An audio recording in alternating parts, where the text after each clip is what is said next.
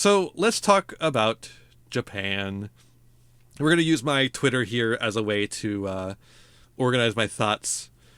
So first up, uh, so I've been planning this trip for a while. It's my graduation present for getting my master's degree in museum studies, and it started off as a 1 week trip and then ballooned into a 3 week trip, which is really cool. I got to spend 3 weeks and 2 days in Japan. Very awesome. I spent time in Tokyo and then Osaka and then back to Tokyo again to get easier access to the airport. But I flew Delta. And I don't know if you remember this anymore because it's been 3 weeks now. But 3 weeks ago, a whole bunch of companies, including Delta, got completely owned by the CrowdStrike outages. So everything was in flux. Everyone was like, "Oh, what the fuck?" But luckily, despite the fact that it was the most disorganized flight I have ever been on, and I've been on quite a few disorganized flights, I did get on the plane on time and left on time. So I flew. I'm in North Carolina, and that's about as specific as I'm going to get here.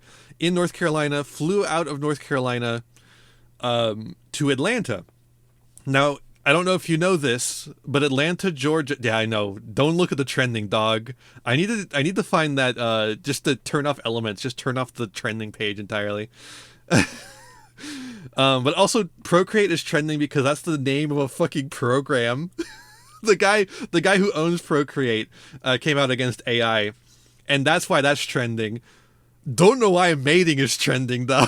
I think it's because that mating press meme. Anyways, this is going to be a really good one for getting stun locked. I can tell already. But so I did get on the plane. It's like a little over an hour flight to Atlanta. Not a flight, like barely a flight at all. I could have driven to Atlanta and would have been fine. The thing is, though, if you buy a direct flight from Atlanta to Haneda Airport in Japan, it's significantly more expensive by the factor of several $1,000s than if you buy a flight from, say, RDU to Atlanta to Haneda. Why is this? I don't fucking know. You get on the same flight. It's the same fucking flight. What? I don't get it. Also, as soon as I left on my flight, the flight from Atlanta to Haneda takes like 14 hours, but because you're moving forward in the time zone, you also skip a day.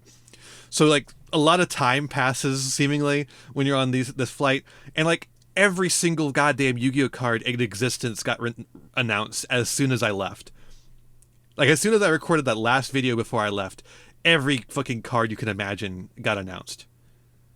And Biden stepped down. Yep, we'll get into that too. Insane, just insane. Like it was fucking crazy. So yeah, I end up on the plane from North Carolina to Atlanta. I did have to do the poor walk, as I say here. I hate this about planes. I hate the way if we got rid of the class system in our planes, everything would be more efficient. Just like in real life, if we got rid of the class system, everything would be more efficient. In planes, we load the first class first because they pay money to load first. But that just means they get in the way of everyone else trying to get on the plane. They're in the way! Load from the back front. It only makes sense. And then unload from the front back. Why the fuck do we do it front back? It's because of the money, but like it would make everything significantly faster. We could get to our destination faster, which is what we all want in the first place. If we just load it from the back front. So yeah, you got to do the poor walk so that all the rich people can look at you and go, you didn't pay for first class.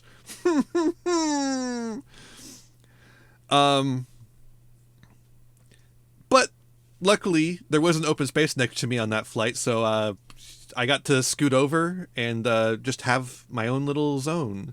But that was only the hour-long flight. Then was a flight that was significantly longer, 14 hours. I was stuck in the middle aisle. So if you don't know this, international flights have 3 lanes instead of 2. And the middle lane is the worst because you can't see out of any of the windows. You can be in there's 2 chances to be in an aisle at least. But the person who's in the middle of the middle aisle is like the worst spot in the entire fucking plane. I was in an aisle this time, but that just meant I get banged around by a whole bunch of like carts and shit, which is unfortunate. And I just could not sleep. I could not get to sleep at all. I don't know what is with... I'm usually really good about sleeping on airplanes, or at least I used to be in college. But I just could not sleep on the international flight. That's just too uncomfortable. I think the seats have actively gotten worse. Legitimately, I think the seats are actively getting worse. If you showed an airplane seat to Pinhead, he would say, that's a little much, don't you think? If you showed an airplane seat to fucking Jigsaw, he would say, I think you're going a little overboard, aren't you? It's a little too elaborate a torture device. Like, what the fuck? They're so bad. And being in that middle seat is just like, ugh. And apparently the air conditioning overhead was on the entire time, and I didn't know. So it was also fucking freezing cold. I was shivering by the end of it. I was like, ugh. God damn. So I ended up watching movies the entire time. There's a little bit further up, we're going to have a whole thread where I review the movies. I did watch Godzilla X Kong. I did watch the Dune movies. Yeah, I'll talk about them in a little bit. But yeah, here's the shot out of my hotel. That was what it looked like out of my hotel. Just incredible. That's Tokyo. That was from the Hotel Gracery in Shinjuku, Japan. That's the city of Shinjuku inside the city of Tokyo. Tokyo is a very big city and has a lot of other cities inside it. Yeah, it's really cool. As you can just see so far, it's just a pure concrete jungle, which will come up later, unfortunately, in a really unfortunate way. Note the lack of trees. You can see a couple here, a little bit here, a little bit here. Not a lot of greenery there. That'll come up. So yeah, I get to my hotel. It's the cool thing about the Hotel Gracery is it's also the Godzilla Hotel. Did you play Predator Concrete Jungle? No. What? Shut up. So it was cool. It's called the Godzilla Hotel because it has a giant Godzilla head on top that peeks out over the city and makes noise, and it shoots out steam and makes a blue light that desperately tries to make the steam look blue like the Godzilla breath. It's cool. Unfortunately, when I went there, Did You Hug Godzilla? You're not allowed on the balcony anymore. There's a balcony area, like a little patio balcony, where you can go out and like enjoy a coffee right next to Godzilla's head. But you're not allowed out there anymore, and nobody knows exactly why. But the rumor is that somebody jumped, and so they don't allow anyone out there anymore. But there is a big window where you can see him, and it is very cool. There's also a little store in the hotel there. I got a couple of things from that store. There's other Godzilla stores in our future though. Unfortunately though, when I got there, there's 2 movies that are out right now in Japan and elsewhere as well. Despicable Me 4, I believe it's the 4th one, and Deadpool Wolverine 3, whatever you want to call it. Which means that they have a giant fucking sticker of Deadpool and the Minions on the side of the hotel. So if you want to see Godzilla, you got to see the Minions and Deadpool. 2 of my least favorite things. This was my last 3 a.m. tweet. Here's some Japanese TV for you. I got to watch sumo wrestling on the TV. It's fun. Sumo's cool. It's cool. I saw a fucking guy. I did not know you were allowed to do this. I saw a guy lift up another guy and just put him over the line. So like the idea of sumo is you're wrestling, you're pushing each other, and you're trying to push each other outside of the squared circle, which is also on a platform. I did not know this.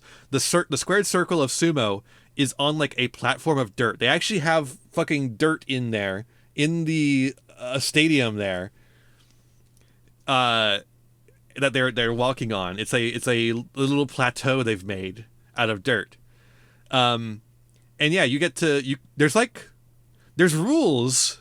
Sure, yeah, there's rules. But there's not as many rules as I thought there would be. And yeah, if you can manage to do it, you can just pick someone up and carry them outside the circle and then drop them down. And I saw someone do that. It was insane. It was crazy. Very cool. Oh yeah, here's the fucking Deadpool and Minion sticker. You can see Godzilla's claws right here. Just awful, man. It had to be the exact time I was there. They have the fucking Minions and Deadpool on there. This is in the hotel lobby. They just have a setup. This is for the anniversary of Godzilla Final Wars. Very cool. That's Godzilla Final Wars, and then Monster X, the final boss of Godzilla Final Wars. Not his Kaiser Ghidorah form. That's a little too big. But it's a lot of nice detail in here. The cityscape looks pretty good. The jets that they use in the movie, very cool. Like that a lot. And occasionally Godzilla music plays here. All right. Here's my movie thread. Let's talk about the movies I watched. Godzilla X Kong. It's not a good movie, but it's not the worst movie I've seen that features Godzilla and Kong. So, there's that. Godzilla vs. Kong, I hesitate to call a movie. It is half of a movie, and the rest of the movie was taken out and left on the cutting room floor. Godzilla X Kong is a movie, which puts it above Godzilla vs. Kong.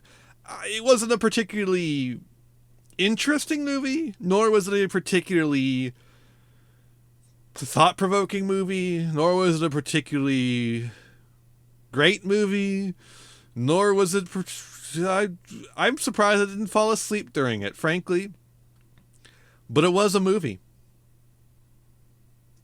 And by that matter, it's better than the last one. So, yeah. Ugh.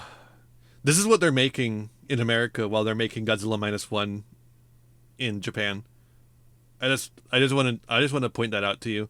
You can make award-winning films out of Godzilla, but America chooses not to. They choose to make shit like this. I don't know. Dune. It's peak. It's peak. Lisan al-Gaib. It's fucking peak. It's incredible. Wow. I mean, it's just so good. And so is Dune 2. It's so good. Godzilla -1's director is apparently war crime denier. I've heard a lot of shit about him. I'm not sure who's true and who's not. So I don't know. I don't know. I've heard that it's not true. That he just worked on a movie with a war crime denier. I don't know. I don't know. Because the thing about Godzilla -1 is that you could read it as like a war crime denial, like the government screwed us over, but the military is cool. I guess you could read it that way, but you could also read it like the whole fucking thing was a fucking sham and it was horrible and we shouldn't have fucking done that. I don't know. Anyways, Dune, really good. But Sting wasn't in the movie, so 5 out of 10. I'm sorry. You don't have Sting in the movie. Best I could do is a 5 out of 10. I'm so sorry. And And it's unfortunate. I could have sworn I was watching the movie. I was seeing this guy. I could have sworn he was Matt Smith. Not Matt Smith. He's not Matt Smith. But he looks like Matt Smith when you shave him bald. He does kind of look a little bit like Matt Smith. Shaved bald. Oppenheimer. Very good movie. He's Elvis. I know. He's white. He's white.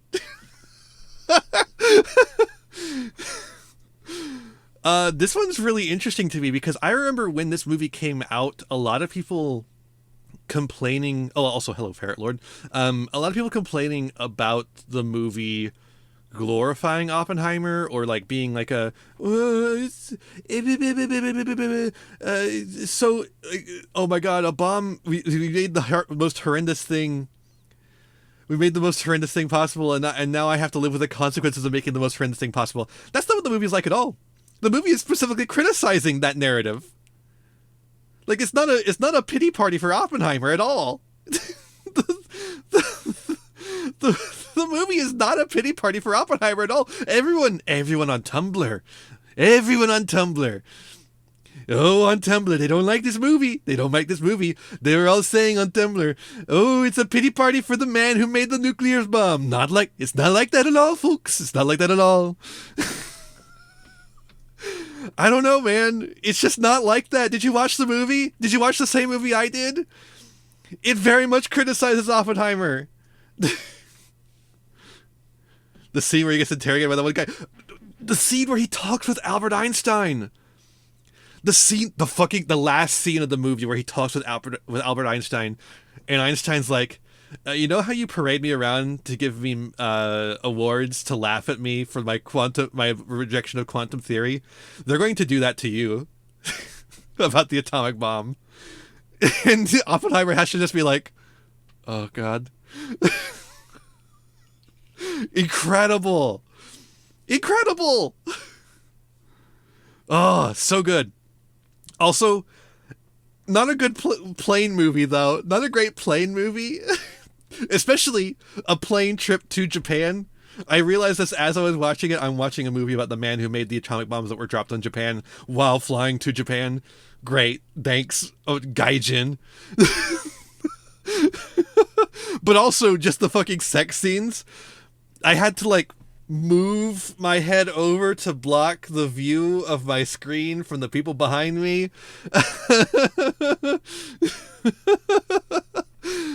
And then I watched Aquaman and the Lost Kingdom. This movie's fucking dog shit, dude. Do not watch this shit. I was running out of stuff to watch. The first Aquaman was fine. It was fine. I liked I wouldn't say I liked the first Aquaman movie, but it was fine. It was an okay movie. This one though, dog shit. Toe to tip. Fucking awful. Literally, I was fucking exasperated by the time the movie was done. It was making me tired just watching it. Completely unfunny. Just and boring action scene, terrible CGI. Confusing plot, but it was very basic plot, but it was just confusing the choices people were making. Not a lot of Amber Heard. No, not a lot of Amber Heard for some reason. I wonder why. Just awful. So that was my flight movie choices. Then as soon as I get to Japan, I realize all my Twitter ads are in Japanese now. Made it a lot easier to use Twitter, frankly, because you couldn't understand I couldn't understand what any of the ads said, and so it made it a lot less annoying that they were there. Cool art, by the way. Then I started watching TV more. I watched a Korean fishing show, and some of the fish they were pulling out were freaks. I love them. Oh, they were so cool. Then I start my first day. I get breakfast. These are called cheesecakes. They are like little fluffy cakes, and they have a little bit of cream cheese in the middle, and then they're squished together to make a little sandwich. They're divine. They're so fucking nice. So light and tasty. Then the other one is an eggs. Hold on, let me pull this up. And the other one is an egg salad sandwich. The egg salad there is fine. I'm used to a more robust egg salad that has more ingredients, a little more flavor. This one is kind of just a yellow mush of egg. But the milk bread, yeah, Japanese bread is milk bread. That's why it's so fluffy and it's delicious. And then this here is Aquarius. Aquarius is like the best flavor of Gatorade you've ever had. It's basically a knockoff Gatorade, but it's the best one. It tastes so fucking good. I love it. Aquarius, you can't get that stuff here, unfortunately. So I had my last Aquarius in Japan, and I probably will never have it again. I love this stuff. It's great. Then I go out into Shinjuku and start exploring, and then I immediately get... So, for those who don't know, Shinjuku is the red light district of Japan. And it turns out my hotel is near the red light district of the red light district of Japan. And so a white man walking around early in the morning is gonna get asked by a random Japanese man, "Sexo Japanese woman," and they're just gonna have to go "Iie," which means no, to get them to fuck off.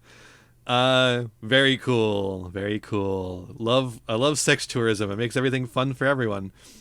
Then I went to Don Quixote. For those who don't know, Don Quixote is a chain of store. I was only propositioned twice, but mainly because I didn't spend a whole lot of time in Shinjuku, and I didn't spend a whole lot of time going around in Shinjuku for reasons we'll get into later. So yeah, I went to Don Quixote. Don Quixote, as it's called, Don Quixote has a theme song of their own. Is a chain of stores that are all tax-free. So that's why every gaijin knows about them. They're cool. I actually like them. They have like actual grocery stores. You don't just see foreigners in them. You see a bunch of Japanese people in them too, because they just have a bunch of useful shit. But they also have a bunch of character goods and all sorts of stuff. So Japan has a robust tax-free system for foreigners. If you have a passport and you buy over 5,500 yen worth of stuff, you can get it tax-free. And then you just don't have to pay tax. What you're supposed to do is you save the receipt and you don't use the product while you're in Japan. You can only use it after you get back. And then supposedly someone will check your receipts versus the stuff that you have and say, okay, you're good to go. And if they find something wrong, it's like, okay, you have to pay the tax on this. Nobody checks. Not a single goddamn person is checking. So anyways, I got this little Shin Godzilla plushie. He's adorable. I love him. I got this little raccoon plushie. Maybe he's a tanuki. I don't know. So these things are interesting. These two right here, the desktop collection and the Little Knight collection, these are blind boxes. You don't actually know which of these you're going to get. You get an option of a whole bunch of them. I ended up getting the Joey Wheeler one with the scapegoats behind him. It's really cute. And I got the Tinkaton fighting a Shuppet, one of these. So you don't know what you're going to get, and you get a random one of it. But it's just like, you don't see as many blind bags here. You're starting to see a lot more of them now. But you definitely don't see blind boxes of like statues. That's something that's kind of unique to Japan. I only got the ones where I'm like, yeah, I would like any single one of these. Like, there's not a single stinker in here. I'll take that. Now, they did also have a way for you to... there was like a $70 thing, I think. I think it was $70, where you could buy the entire collection in one go. Like one box that has the entire collection. I did not want that, though. And then this right here, these Tomy Pokemon figures, I have collected these for a long time, actually. I have collected these for probably over 10 years at least. I love these little figures. They're really cool and cute. I love them. Stateside, they cost like anywhere from like $10 to $25. In Japan, they cost 600 yen. That's like $4. It's incredible. It's incredible. I bought so many of these fucking things. And I just... Part of it is... I'm going to drink some water real quick. But part of it is just that the yen is just a different currency, right? So the general conventional wisdom has always been, for a long time, 100 yen is $1, so each yen is about a cent. But now the exchange rate is much worse for the yen. So it's actually more like 62 yen is $1. So you have to adjust everything by like about two thirds of $1. So everything is significantly cheaper. Like normally, 600 yen. Like back when I was a kid, 600 yen would be about $6. Now it's about $4, and that scales up as you get to more expensive items. But also just like it's just those import fees, right? The import fees are crazy on some of this stuff. All right, next part. The temperature in Japan is insane. It is 91 degrees. It feels like 110. And it feels so much worse than it does here, even in North Carolina. It is so awful. Oh man, it was just brutal. I'm not really good at handling heat anyways, and I was going through it when I was in Japan and outside at any point. And Japan doesn't air condition the same way that we do. A lot of buildings in Japan are what they call semi-air conditioned. And that's not enough air conditioning. It's just not enough. I say just like home, it was much worse. It was much worse. Walking around out there was just awful. I have to scroll down, sorry. I'll explain why in a second. I was feeling weak there. And by the end of it, I was just really tired of living out in that heat. A lot of people in Japan will carry around umbrellas, not parasols, umbrellas, just to keep out of the heat. And they also will have fans. The classic fold-out fan that is actually used in Japan. It's just so fucking hot and sweaty.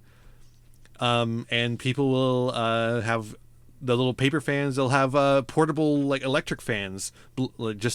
I saw some being advertised in Don Quixote. They had a really annoying ad. It was like, "Survive the Japanese summer." And I was like, okay, just shut up, please, because just going over and over again. All right, here was the first lunch I had there, it's takoyaki. It's fried octopus, and I have to move on because it made me sick. And we'll come back to it. I got boba. It was pretty good. It was a brown sugar boba. It was nice. I liked it. It was not my first time having it. It was my first time having it in Japan. It was good. So, okay, I have auditory processing issues. Like, when people talk to me, I sometimes just have trouble understanding what they said. And that's so much worse in Japan. Not just because of, they're speaking a different language, but also because if they try to talk to you in English, I just can't understand it sometimes. I asked for suggestions, got a couple that were interesting. Anyways, I was flipping through the channels. I found this. I thought it was a fucking VTuber being interviewed. Turns out it's a musician, Ado, and she doesn't show her face. This is just her representation of herself. She plays a character in One Piece, apparently. Honestly, her music fucking slaps. I actually really liked it when they played it. Also, hold up. Look at the interviewer. Look at her. Look at that outfit she's wearing. Incredible. I love it, dude. This was fun. As I was going through from the airport to the hotel via the train system, it was interesting that I could see the architectural styles shift from the Showa era to the Heisei era, getting more towards that red light district. Fish burps, yeah. You gotta get used to the fish burps. It's just what's gonna happen. Being in that time zone fucking sucks as far as just getting lonely, but I got used to it fairly quick. I got used to also carrying a spare battery around. Well, have you not had a lot of fish, Sarge? When you have a lot of fish, you'll get burps they just smell of rancid fish. And here's another thing. And I'm sorry to say this. So many people, half of all Japan, just has fish breath at all times. And it's awful. You'll be standing in a train and someone will breathe in your face by accident, and you're just like, But yeah, I had to get used to carrying my spare battery because it was just, I think literally it was so hot that the battery was running down faster than it would have otherwise too, as part of it. But I also got used to running it on power saver mode too, just to make sure I would have it. Look at this art, incredible. I'm just like literally going through my Twitter, so there's gonna be some occasional retweets of just fantastic art. Um, I found the hotel I was at, the Shinjuku hotel, the Hotel Gracery with the Godzilla hotel stuff, had international channels. They had the Korean fishing channel I was watching. They had the sumo wrestling.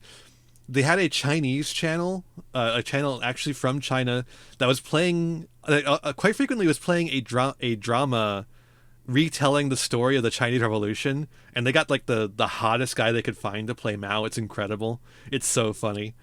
Um, and they also had a Singaporean news channel, which was the only channel that actually spoke English. Um, did Mao have cum gutters? No, not exactly. It wasn't like that. They more had him like a he was kind of a little grunged up because they were in the war, so he couldn't like wash. So he was like really like with the common people on that because he didn't have time or the ability to wash himself. So he had like but he had the greasy hair, and it was like, but he was like the perfect kind of greasy hair. You know what I'm saying? Like, you know, but it was crazy. He was a little stinker. True. But yeah, the Singaporean news channel was the only channel that actually was like in English. And they were covering the election just as Joe Biden stepped down and Kamala Harris stepped up. And they were obsessed with the fact that Kamala Harris was a prosecutor. But like the way they're talking about the way that they talked about the American election was like a horse race, right? Like they're not the American election does not affect Singapore all that much. So to them, it's like interesting. It's like to them it's interesting, and they're talking about it, and they're analyzing stats that are going like, oh, this is a significant change. This is going to like significantly help the Democratic Party, and they seem to think the Democrats are going to win. So that makes me hopeful that Trump is going to lose.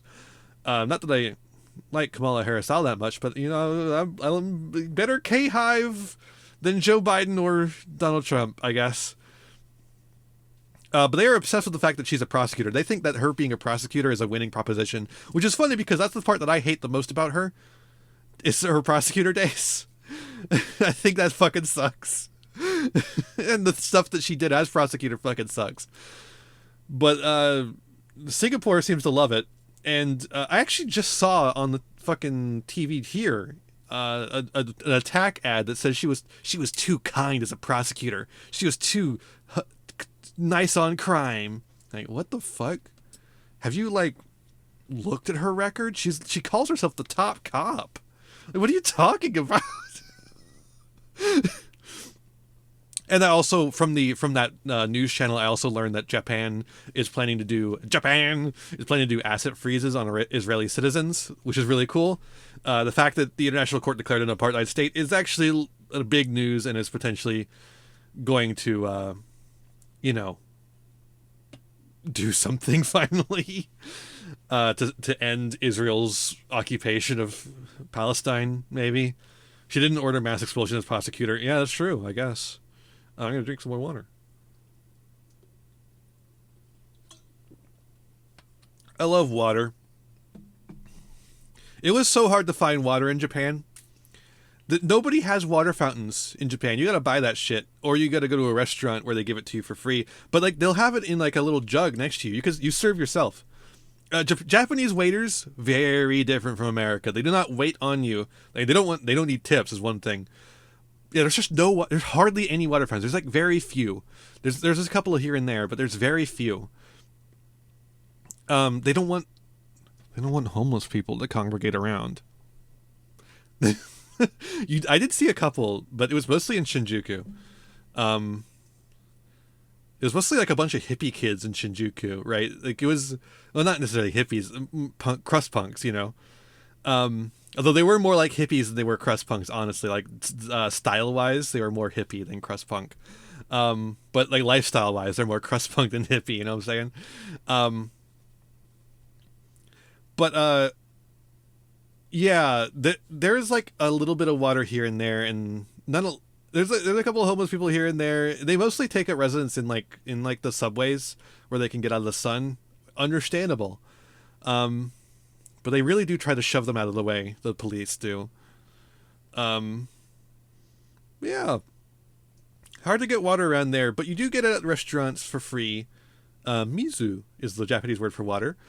Um, but most of the time it's at like a jug on your table or near your table, or you got to get up and go to the water cooler and get it yourself. Because that's just not the culture there. If you want the waiter's attention, you gotta like raise your hand and go sumimasen, sumimasen. I was when I was at the takoyaki restaurant. I went sumimasen like really quiet because I'm a nervous American, and another Japanese guy in there had to be like sumimasen and then point to me. I was like, oh, I was trying to do it right. Hi Golden Nova, hi Gao. It's Peak. We're back. Peak is back. What a nice person. Yeah, I know. It was nice. Everyone is nice. Everyone's nice. Well, most people are nice. The other tourists are not nice. The other tourists are not very nice, except for the Americans. The Americans are perfectly nice because, and here's my theory, I guess. I don't really know about this, but the Americans are aware of the stereotype of the American tourist and are conscious of that the entire time they're there. And so they're always like, I don't want to be the American tourist. I don't want to be the American tourist. Please, I'm going to be nice as hell. I'm going to be as nice to everyone as I possibly can be. But the Europeans have no such inhibitions. The Europeans in Japan are the rudest motherfuckers I've ever met. And you know what? So are the Chinese. And you might be wondering, how do I know they're Chinese? It's because I can tell what language they're speaking. Chinese and Japanese sound completely different. If you've ever heard the two in comparison, Chinese is a tonal language, so you have a lot more in the language. It's very easy to tell apart. Chinese tourists are all rich motherfuckers from China, and they're rude as hell. They're all fucking coming in with their Rolexes. I swear to God, it's class. It's just a class issue. It's not even just like it's the Chinese, the dirty Chinese. No, it's not that. It's the fact that they're all rich fuckers, and the Europeans are so fucking rude. And interestingly, the Europeans, I'll overhear what language they're speaking. The language I heard the most, French. I heard a lot of French. Heard a little bit of German. Heard a little bit of indecipherable. I don't know Italian or the Eastern European languages as well, so I don't know those. But mostly I heard French. I was able to specifically hear the French. I was like, a lot of Frenchies here in Japan. I think it's because of the patisserie and the relationship between Japanese anime and French animation. I think that's what draws French people to Japan, potentially. I don't know. I'd have to do more research into the topic. Very interesting though. But yeah, dealing with those tourists, it's the Code Lyoko influence. Literally, it is. But that was the only like rude people I encountered would be tourists, and particularly at like museums. Well, and in like zoos and aquariums, just they would get in the way. They don't respect the fact that you've been waiting there. They just zoom right in front of you to get into that spot to see the animal or whatever, and it was very annoying. Very annoying. That was a cool little art there. Oh yeah, I saw a lot of free Gaza graffiti and stickers around Tokyo. Very cool. I love that. I adore the street culture of Tokyo and Osaka. It was really cool. Based. Let's just move right past that. And then I got tummy hurty disease. The fucking takoyaki gave me food poisoning. I was sick for 2 days. I was sick for like 3 days. It was awful. Oh my God, I threw up. I was shitting out of my doo-doo ass. It was awful. Not squid. Squid was fine. It's all octopus. The octopus, they're too intelligent to eat. This was the culmination of a bit I've been doing for a long time. I always say that octopus are too intelligent to eat. The one time I eat octopus, I get smited from hell. Do not anger the octopi. They are too intelligent to be eaten. They have their own religion, and theirs, unlike ours, is real. I was divinely punished by Octogod. Sick while on a trip fucking sucks. It's true. It was the worst. It ate up a lot of my Shinjuku trip, unfortunately. And even after I was better, I was still not feeling well enough to move outside of a certain radius. So I was kind of trapped in Shinjuku. And the thing about Shinjuku is that it's a really cool place for a while. But all you can do there is shop. There's not a lot of things to do.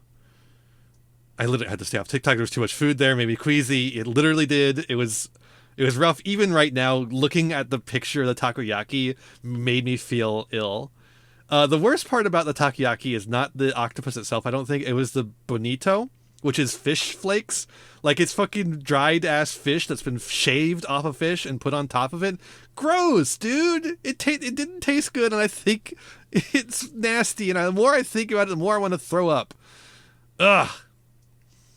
Good post here. Very good post. So yeah, the next couple of days were just me fucking feeling miserable and reposting art that I found on Twitter. I did live, though. I'm still here. I wanted peanut butter crackers. Did you know they don't really eat peanut butter in Japan? Peanut butter's just, like, not a big thing in Japan. No peanut butter crackers. I could not find them. So annoying. I had to get fucking, just, like, some random-ass shit that was, like, maybe gonna not kill me.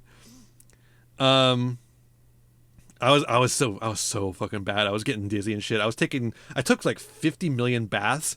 By the way, bathrooms are a little different in Japan. George Washington Carver couldn't reach Japan. True. Are you sure you're alive? Well, undead. You know what I mean. The bathtub and the shower are both in this, like, the only thing I can call it is a gas chamber. It's like the glass chamber you would keep a shower in, right? But it encompasses the bathtub too. Instead of just encompassing the shower, it encompasses the bathtub too. And it is a full chamber. There's no upper area where the steam can get out. No, all the steam stays in there. So I got dizzy quite a few times. No, I said gas chamber, Sarge, because you do get dizzy from the fucking steam in there. I said gas chamber because you do get dizzy from the fucking steam that's in that goddamn shower.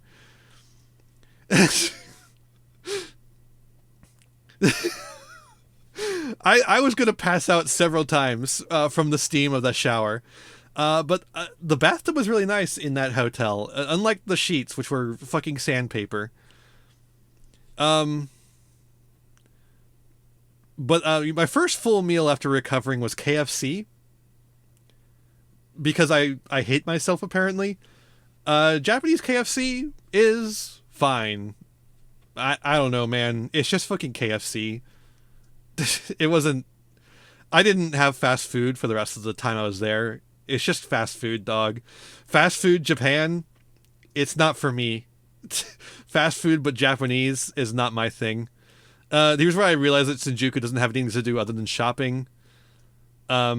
I got an ad from 7-Eleven Japan on Twitter, and I was like, dog, I am only eating 7-Eleven food right now. You don't have to do anything for that.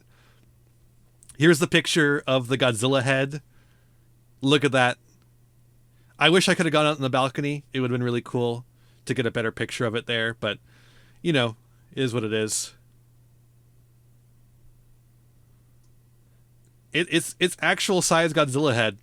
Oh yeah, I got a lot of Duel Links ads in Japan, which featured somebody winning because of Drowning Mirror Force, which is so fucked up. I hate that shit, dude. Why are you advertising Drowning Mirror Force? I hate that card in Duel Links. Fuck off. There's so much minion shit in Japan. I was wondering why the hell there's so much minion shit in Japan, and then I realized, oh yeah, it's like a mascot character that has a crude sense of humor. Of course Japan loves it. Right? Just makes sense.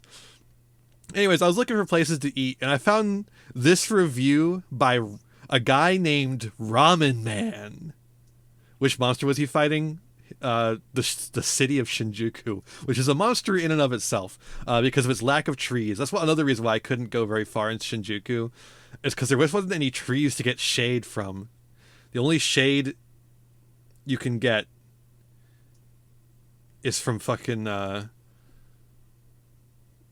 other buildings. But yeah, fucking Ramen Man is like, delicious fatty broth at a decent size. The egg was perfect, even though uncut, which might prove difficult for tourists with less chopstick skills. They offer salt and soy-based ramen emoji, in a few varieties. The broth was rich and fatty, and the meat tender. The service was fairly fast. The bowl seemed small at first glance, but turned out to be plenty. The price was average, and the place is fairly well visited by tourists as well as locals, which might be partly due to its excellent location. But the waiting time is minimal, if there is any. All in all, a fairly good place to go for an evening snack. Greetings, Ramen Man. Incredible stuff, man. And you know what? He was right. He was right. I had the ramen. It's fucking delicious, dude. And the egg was fine. It was fine. I must be good with chopsticks, I guess, because it was fine to eat. It was so good, though, dude. I did only try one variety, I will say, but I did also try the gyoza. Gyoza is just a name for fried dumplings in Japan. They're tasty. It's a dumpling. You can't go wrong with a dumpling. But yeah, it was good. I did not spend nearly as much as Ramen Man did. He said he spent 8,000 to 9,000 yen. Like, holy shit, man! How many different ramens did you get? So the thing about this place is actually you get your thing from a vending machine. Like, you place your order in basically a vending machine, and then they make it and bring it out to you. It is very funny though that you've got to place the order on a vending machine. I got takeout because I was not feeling well, so I brought it back with me, and it was fucking delicious. So fucking, and then we all started posting about JD Vance fucking a couch. This is when the JD Vance couch thing happened. Sofa Chord's the Yu-Gi-Oh deck. Sofa Chord is JD Vance's Discord server. Common misconception. Okay, so then I went to Krispy Kreme. Krispy Kreme, for those who don't know, is a North Carolina brand. It started in North Carolina, and it's fucking good. Krispy Kreme is the best donut shop. That is a chain, anyways. So you're welcome. And it is there in Japan. Apparently, it came that way through Australia. Aren't you biased? No, fuck you. This is what I got. This bear one is like a honey cream donut.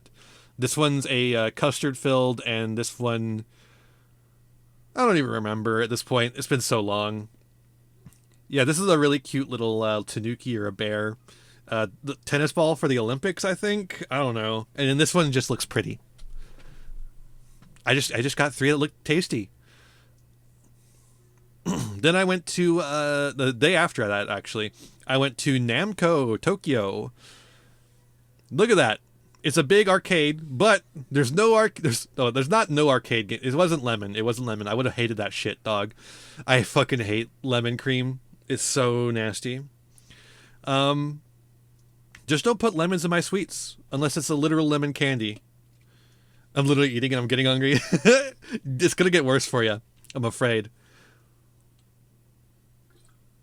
So yeah, the Bandai Namco is mostly claw machines. It's claw machines and gachapons. Let me pull up the gachapon tunnel. It's mostly gachapons and claw machines. There are a couple of actual arcade machines shoved off in a corner, and most of them are the drum one, the drum game, the taiko game, the rhythm game where you got to play the actual like drums, which is cool. But yeah, I went to Namco Tokyo. It was actually really cool and fun. I enjoyed myself there, and I won a bunch of shit. So I got these two fuckers in one go.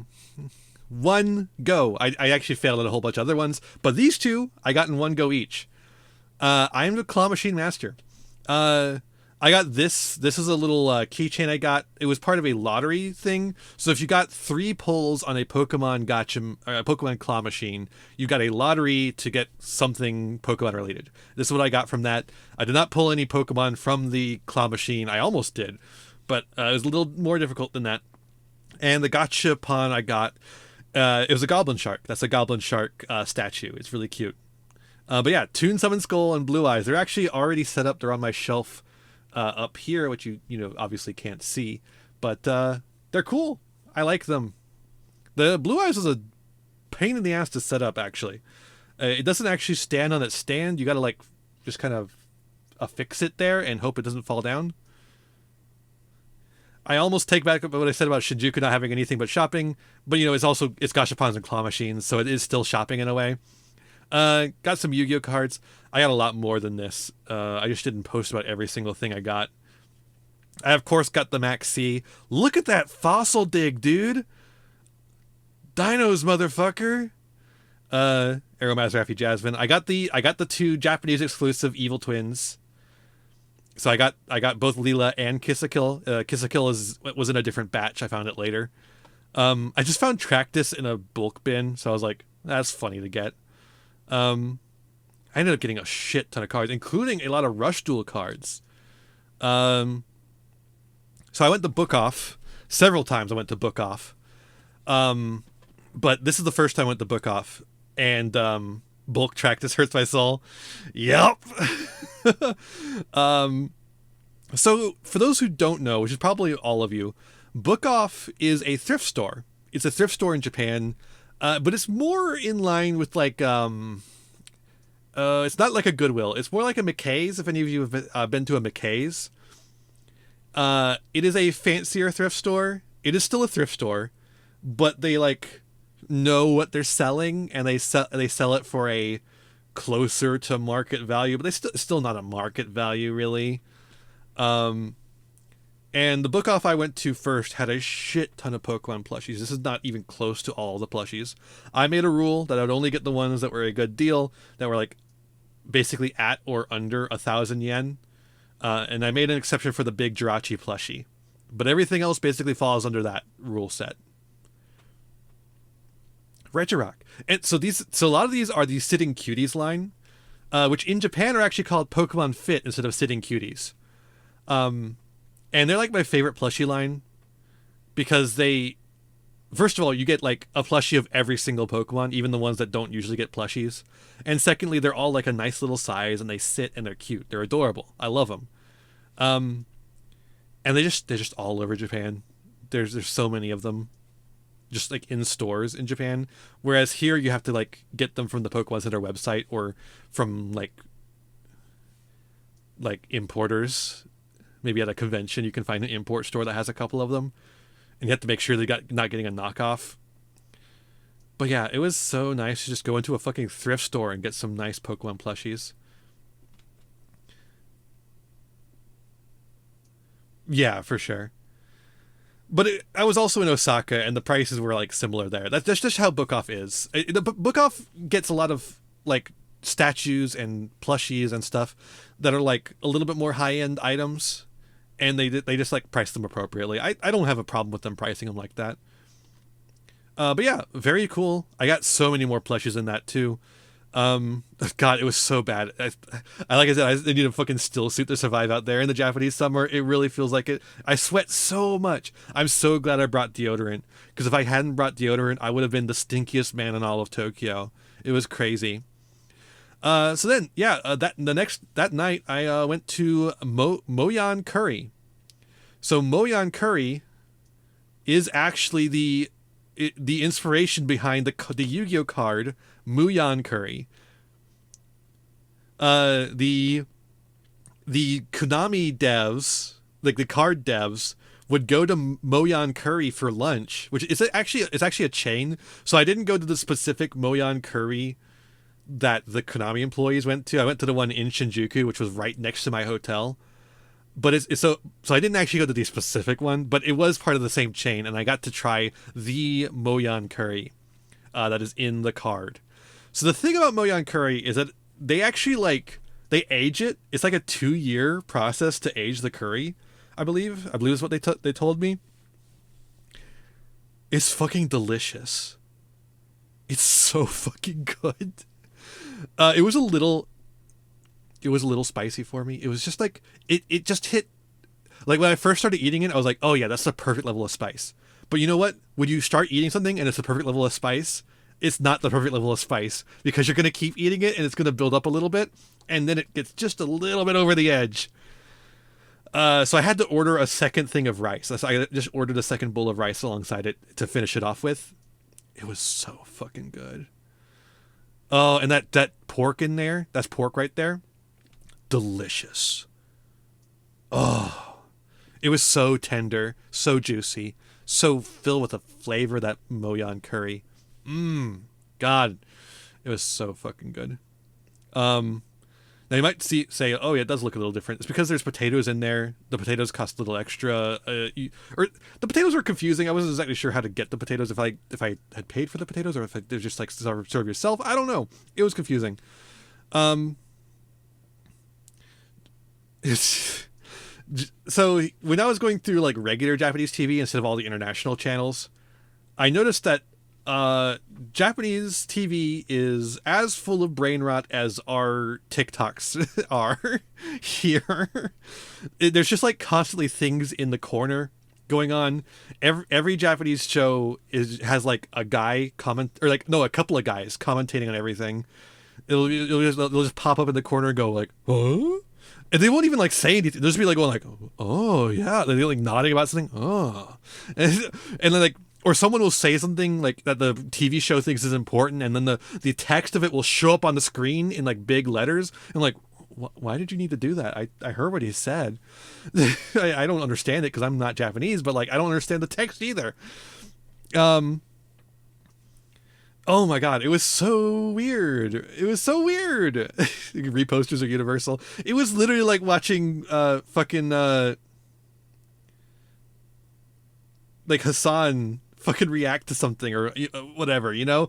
It was that level of shit happening, but it just happens on regular network television there.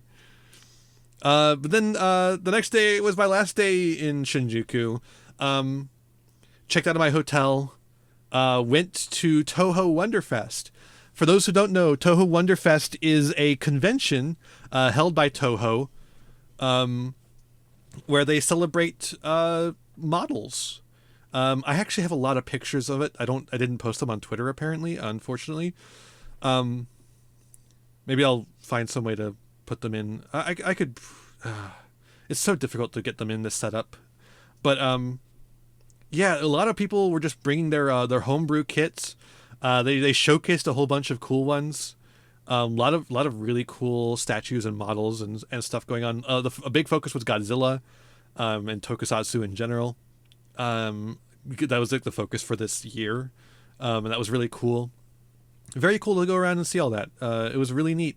And then I hit the Shinkansen, or the bullet train as we call it here. Shinkansen is just Japanese for new main line. But that's the bullet train, and it got me to Osaka. It was a long ride. I did an AMA, but nobody asked any questions, so cool. It was 6 a.m. for most of my audience, so I don't think that would be something anyone would do. I got a brief glimpse of Nagoya Castle on the way, and you might be thinking, how could you see Nagoya Castle? It was at nighttime, right? Yeah, no, not fashion models. I mean like models, like statues. Little statues. You were sleeping. Good excuse. But yeah, how could you see Nagoya Castle? It was nighttime there in Japan. Well, it was all dark. You couldn't see it. Well, it's because they have Nagoya Castle constantly lit. It's just like they got like lights shining on it at all times, apparently. But yeah, then I check into my hotel. Japanese TV is just so fucking weird. Like, what is this guy doing in the corner here commentating on the stuff happening on the screen? I don't fucking get it, dude. It's so weird.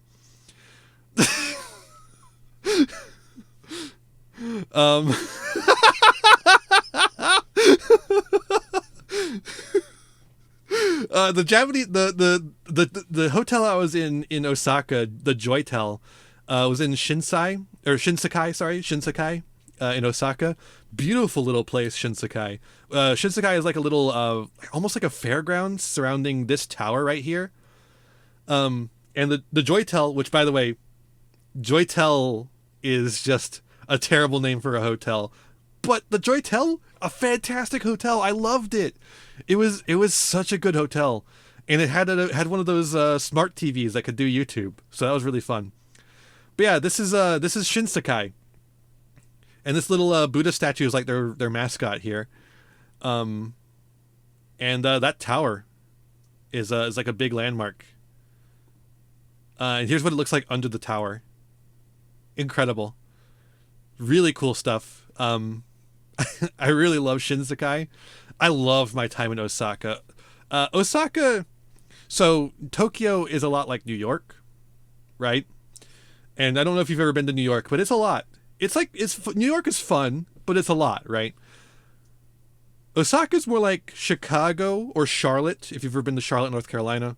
Beautiful, wonderful. City vibes, but not too much city vibes. That's Osaka. Then I managed to borrow Trident Dragon from a friend. That was really nice of my friend.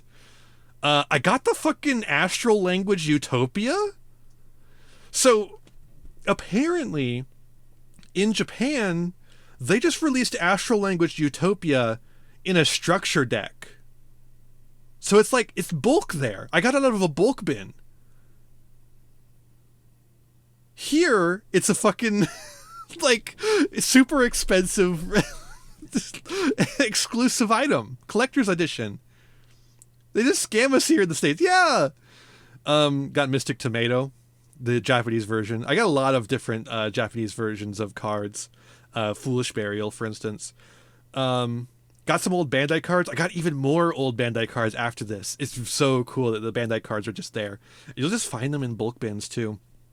Or at least some of them. The same thing goes for the Zexal card, which I will continue to call Zexal and not Zale. The X is right there. They basically make all cards easier to get there. Yeah, I mean, there was definitely cards that were more expensive, but it was like, you could get a cheap version of that card. I got fucking Magia Draco, or whatever the fuck the new Blue Eyes Chaos Max Fusion card is called. Magia Master, for like nothing. It was like maybe $1 or something.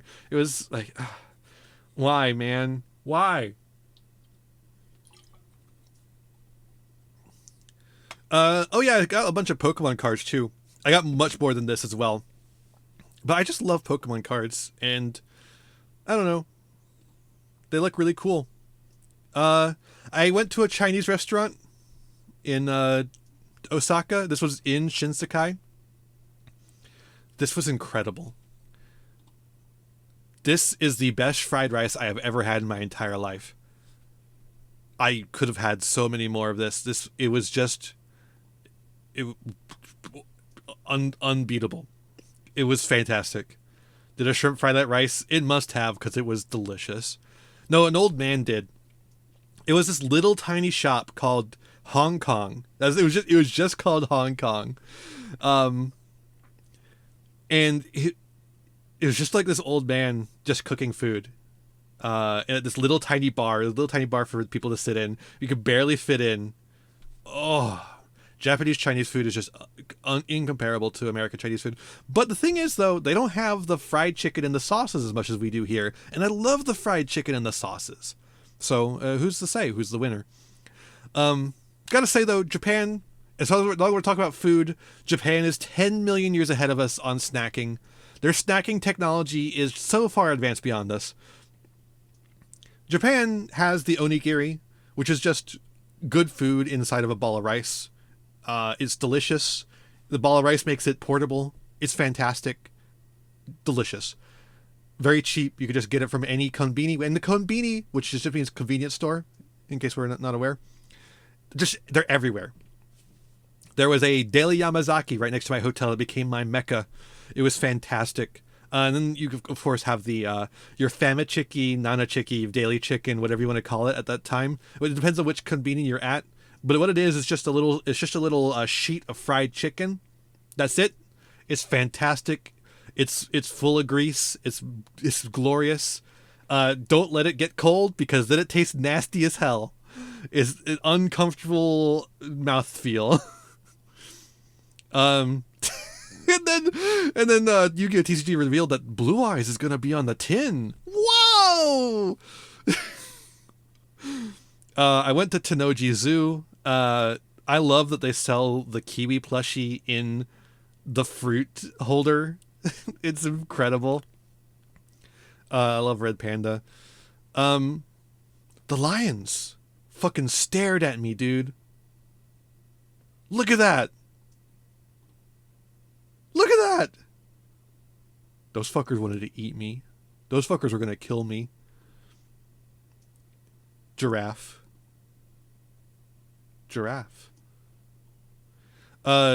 Kiwi. So these pictures are shit because the kiwi are nocturnal animals and they need to be kept in a dark environment. Is that the zoo with Chiton? No, it's Tennoji Zoo in Osaka. Look at that. That's so fucking blurry. Man, why are you so fucking blurry? Penguins. Penguins. Everyone likes penguins. They had a whole bunch of chain, like the Japanese zoos don't understand that this makes for terrible pictures. The rhino. He was getting wet. It was a really hot day, so they had a big sprinkler, so he was getting some water. That hippo, fucking looking behind the shoulder like, yeah, I'll fucking kill you. Hokkaido ice cream. Oh, okay, so I was getting really hot and sweaty and tired at the zoo. So I was like, okay, I need something to cool me down a little bit. They called this Hokkaido ice cream. Now, I later found another place that sold what they called Hokkaido ice cream as well. I do not know if Hokkaido ice cream is a brand or a style of ice cream. I have no fucking clue. What I can tell you is it's really good. It is light and creamy. It is very creamy, almost like a French ice cream where they add like the extra egg. But it is very light as well. It was delightful. Exactly what I needed. And then there was the red pandas. Red panda. Look at that red panda. Got some kitties. These guys, so the Osaka Zoo is an older zoo. It's being upgraded now. I do not think these guys are in a big enough environment for their size, frankly. It was a little uncomfortable. Here's my brethren. A bunch of bats.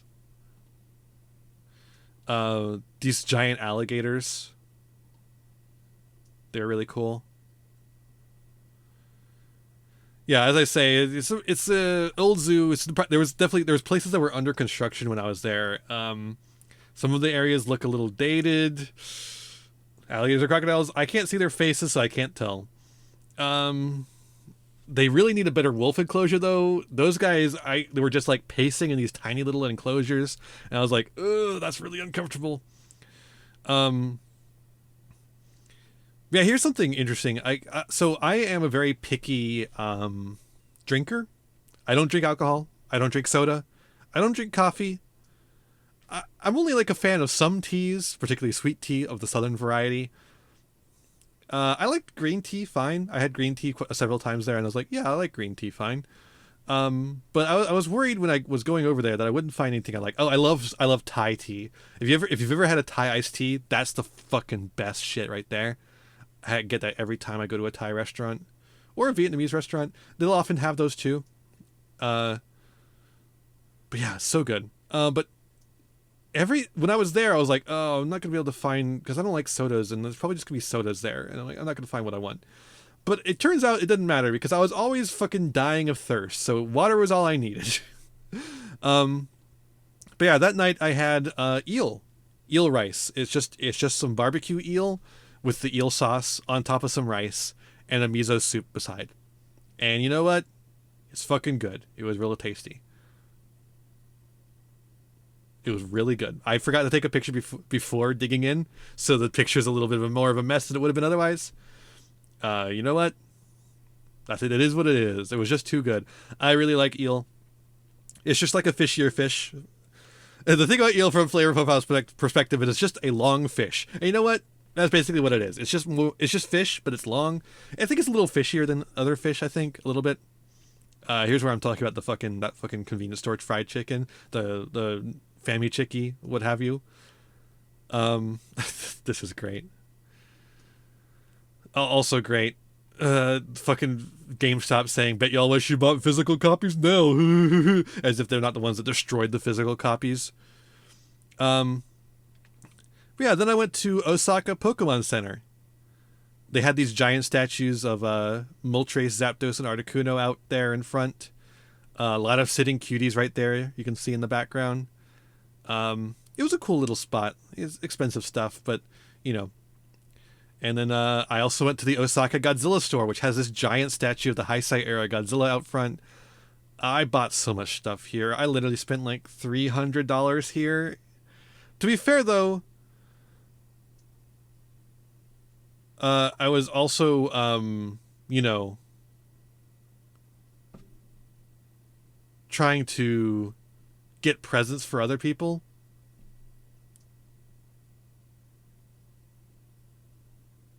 So, that's part of why it was so expensive. It's just I was getting gifts for people, but a lot of it was for me too. So, I also went to the Ghibli store in the same floor. It was neat. I got a couple of things here. I got a very expensive Kiki's Delivery Hawaiian shirt. It's so nice though. It's really cool. And there was a Lego store there as well, which has the tower. It has the tower in Shinsekai. Oh, there was a pop-up Kamen Rider shop there. Oh, cool. I know there was a Ultraman store while I was there, and I was wondering if that was a pop-up or if that was regularly there. But yeah, there's that tower in Shinsekai, which is where I was staying, near that tower. They have just one of their sets out. Yeah, they have this set up of a person selling takoyaki and okonomiyaki. I wish I had tried okonomiyaki. I really wish I had tried that. It was the one thing I wanted to try and I didn't get to. Unfortunately, just didn't have time. And then there's the Buddha, things as they. Yeah, takoyaki. It's fine if it's in Lego. I know the takoyaki may be sick, but it's fine if it's in Lego. Then I went to a place called Johnny's Karage, which is really good. It was so good. Some of these were like lemon pepper, some of these were soy sauce and garlic, and this one was like a tartar sauce. Delicious, really nice.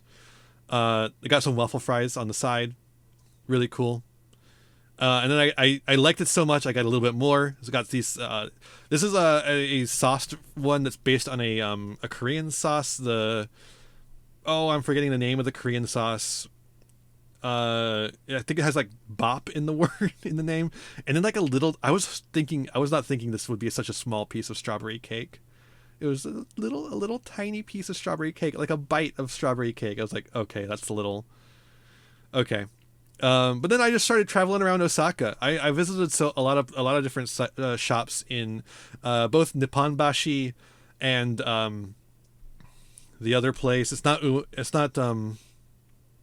Ueda. It was the place in between Nipponbashi and Ueda on the train line, and I'm forgetting the name of it. But that's where the Godzilla store is, and the Pokemon Center, and all that stuff is. I actually didn't go to Ueda. Gochujang? No, not Gochujang. But yeah, I met Ray. This was just like in a random store. It wasn't even like a figure store. This was like a shipping place, I think. And she was just there.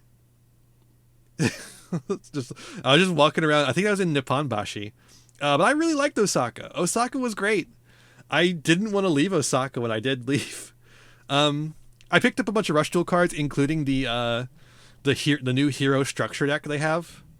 I thought that was really cool, so I just picked that up. Ignore that one. I went back to the Chinese place because I liked it so much. I got pork char siu this time. So what I'm used to with pork char siu here in America is it's usually more of a saucy barbecue kind of deal. This was more of like a ham almost. It was like a cured pork loin, but it was cured in more of a Chinese style, so it had a lot more flavor than you have in a traditional American ham. I liked it a lot, and then of course I got more of that fried rice that I love so much. God, if you ever get a chance to get to go to Osaka and you go to Shinsekai, Hong Kong, the Hong Kong restaurant in Shinsekai, amazing. Okay, then I got a Japanese pack of Rage of the Abyss. For those who don't know, Japan gets the packs a lot earlier than we do. I opened it up and showed the cards as a bit. And like I was like, oh, I got an early look at Rage of the Abyss. Thanks, Konami. Oh, it's dog shit nothing. Thanks, Konami. Okay, it's a bit, right? Somebody fucking replies to me like, it's not a fucking bit if you just go and buy the Japanese card pack. I'm like, dog, it's a joke. This is how I can tell that I'm getting respect as a woman, is that people are looking at obvious jokes and taking them completely seriously. By the way, I did not know that in Japan, you don't get a guaranteed super rare. You only get 5 fucking cards in the pack, and you don't get a guaranteed super. Yeah, here it is. I blocked them because they don't get jokes. But yeah, purchasing a sneak pack is not an early sneak peek. It's a joke, dude. It's a fucking joke. I also opened up a Rush Duel pack, and I got this cool card. I don't know anything about Rush Duel, but that was cool. Apparently it's called Planting Pixie, and the effect seems pretty good, but I don't know anything about Rush Duel, so I don't know. Then I decided to say, like, maybe I need to make some non-Yu-Gi-Oh videos, because everyone and their fucking cousin is quitting Yu-Gi-Oh! It's insane. I will say, though, the Rush Duel cards, they kind of feel like fake cards, like a little bit, like just the cardboard in them. Not just the way they look different from Yu-Gi-Oh! Cards, but the cardboard in them feels like a fake card. I don't quite know how to explain it. But they also curl really bad, too. We're going to talk about new cards in a second. But yeah, then the night after that, I went to a taco bar. This place, which this was not the picture I meant to take. I meant to take a picture of the sign up there, which is like the Taco Traveler Bar Osaka. It was Osaka Tacos is basically what it was called. This is the green tea I got there because it was a 1 drink minimum. And I was like, okay, just give me some tea. But yeah, tacos. Also, they had this on the wall. Trans Lives Matter. Let's fucking go! Based fucking Osaka Taco Bar. I love this place, dude. It was so cool. The vibes were great. They had an N64 set up for you to play Mario Kart. They just like had an N64 set up with Mario Kart for you to play. The tacos were delicious. They had 2 different meats you could do. You could do a pork and beef mix, which I can't eat beef, and they had a soy meat, and I took the soy meat. Couldn't tell the difference. It was great. They really know how to handle soy. I'm a soy boy now. But the shell of the taco, as you can see, is a little fluffier. It's like fried shell, like not just the fried corn shell. It's like the fried flour shell. Oh, I love that. It's so good. And then this salsa here is homemade salsa. It was so fucking good, dude. It was like a sweeter. It wasn't spicy. It was just like flavorful and sweet. Oh man, I had 2 of them. I was like, just give another one, please. I need more. It was so fucking good. And yeah, also I visited Osaka Castle. What a pretty place, dude. This is like one of the prettiest places I went to. I actually went inside too. This is the view from the top. I have a really bad fear of heights, so I could not get any closer than that. I'm sorry. But what a cool fucking view. Yeah, Osaka Castle is neat. It's a long walk from the bottom of the castle through across the moat. So there's a moat around the castle. You got to go over the bridge into the castle walls, up the long pathway through the various castle walls up to the castle itself, which is how they protect the castle, of course. And then you're basically at a little park area. There's also like a shrine before you get to that this upper area here. There's like if you take another path, you could get to like a shrine area. I took some pictures of that as well. But you can go up here to like this little park area, and that's where the castle is itself. The castle happened. So I got to the castle really late because I had gone to the Osaka History Museum, which I might have pictures of here at some point. But the Osaka History Museum was really cool. It was a neat little place. It had some English, so I could actually read, but I was mostly just like looking at stuff. I will say what was in the English was like not a particularly interesting. So like here's where I go museum professional on your ass. It was not like a great interpretation. It was like a really basic interpretation. Like it felt like for kids, but at the same time, it also assumes a lot of knowledge, like prior knowledge that a lot of people aren't gonna, particularly tourists aren't gonna have. So like the English section feels like a bit of a misstep for me. Like it's really basic, but also requires a prior understanding of Japanese history. So it's like, what's the point of it then, right? It's just providing context for the items and not really interpreting them at all. But also like requires you to understand what the Jomon and the Yayoi people are. And like I know that, but who else does, right?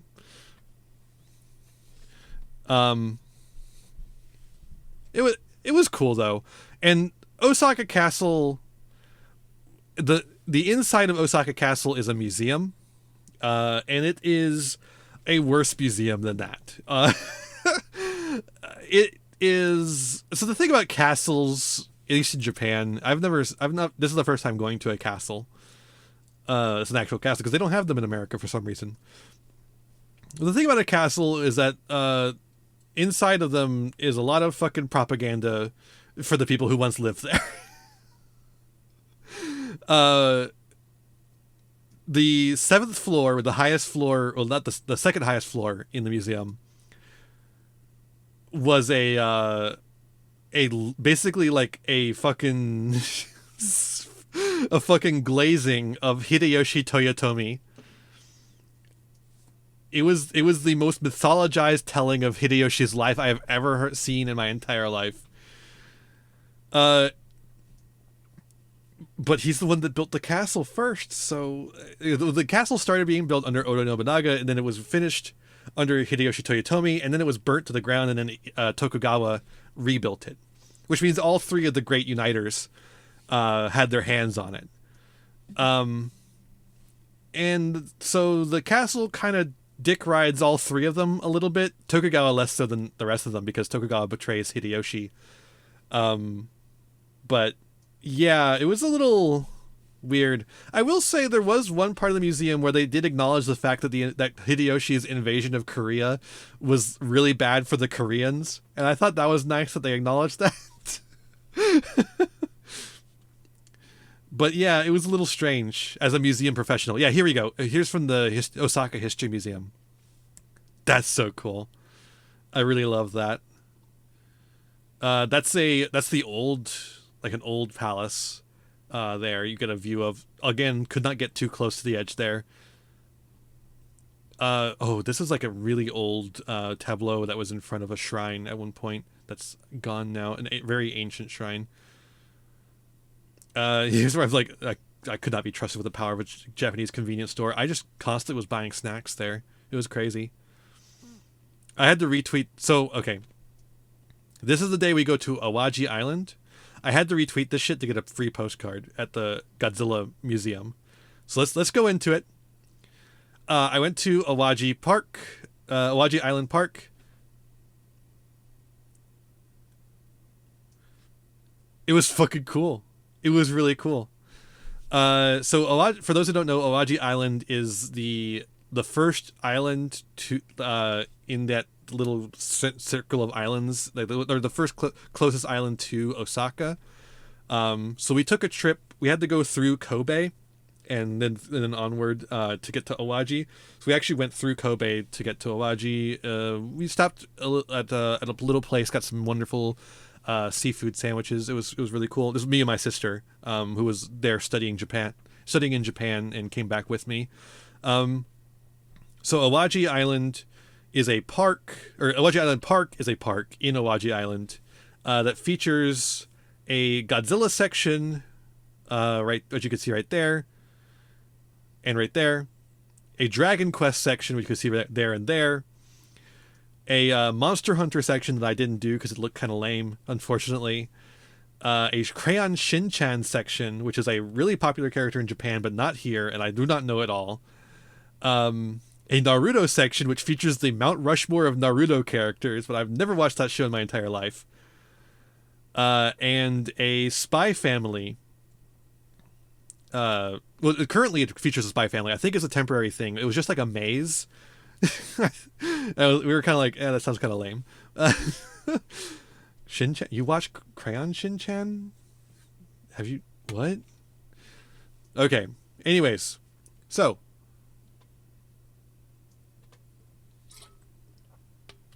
Let me tell you about Awaji Island. First off, very hard to get there. Very hard to get there. It was a long train ride, and then we had to take a bus over the bridge to the island. And then we had to take another bus that specifically goes to there, but we didn't know that, and we just started walking. And it turns out you can't just walk there. There's like a bridge that you need to get a bus to cross. So we had to walk all the way back and then get the bus and then go there. But then we get there and we go immediately to the Godzilla thing because it's Godzilla. So what the Godzilla thing is they got a whole it's like a whole theme park thing going on. They've got like a whole story. So their story is that Shin Godzilla, this is what they have there, but they treat it more like regular Godzilla instead of Shin Godzilla. But anyways, Shin Godzilla awoke, is like an ancient evil, and he awoke, and then he attacked Japan, and he came back, and they had a plan for him this time. Their plan for him was to lure him to Awaji Island, blow up the ground underneath his feet to bury him underground, and then while he was buried underground like that, shoot a missile into him that deactivated him, like the same juice that deactivates him in the movie. And that's what they did, and now that's why he's partially stuck in the ground there. But what you got to do is you got to go in his mouth. You got to zip line into his mouth to investigate to make sure he's not activating. How you get out on the other side? Why there's a giant hole on the other side? I don't know. That just go with it. You gotta just accept some things. So now you might remember that earlier I said I have a very bad fear of heights. Yes, I do. I do still have that bad fear of heights. And I did the zip line anyways, because when else are you going to zip line right into Godzilla's mouth? I was like, I'll just do it the one time and then it'll be over with. It was awful. It was awful getting on. It was awful. It was really awful getting off because the guy was like trying to get me figured out, and the zip line started carrying me backwards. And I was like, I'm going to die. I'm going to get stuck in the middle of the zip line, and I'm going to be stuck there, and they're going to have to fucking get. It's going to take forever for them to get me off of there, and I'm going to be just stuck there, like hanging over the side of the. But he eventually got me. He got me before I ended up getting off, sliding off. But man, I was like, I'm not doing that ever again. And then. So okay, when I was buying tickets, they had a series of different levels to buy tickets at, and so they had like a VIP ticket, which got you a special jacket, of which there are only 250 in existence, is what the lady said to us. So of course I needed to get that. But they also had a level just below that where you got a Shin Godzilla backpack, the most adorable Shin Godzilla backpack you've ever seen in your entire life.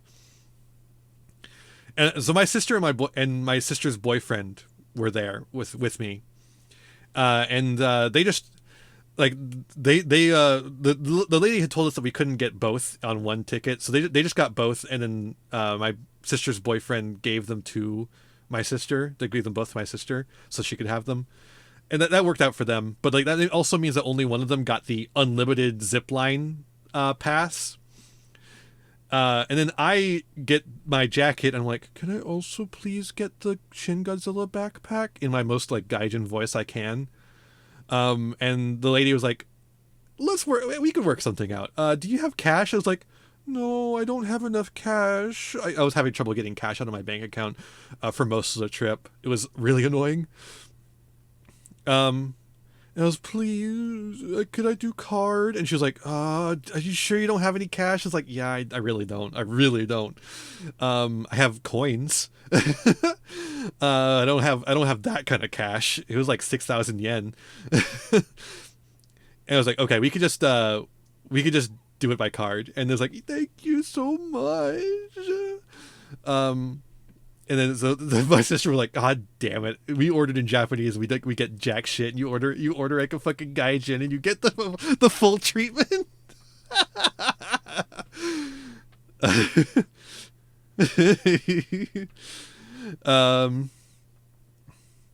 But it was very funny. And then they it's funny, they actually set you in front of a video to explain the lore of the park.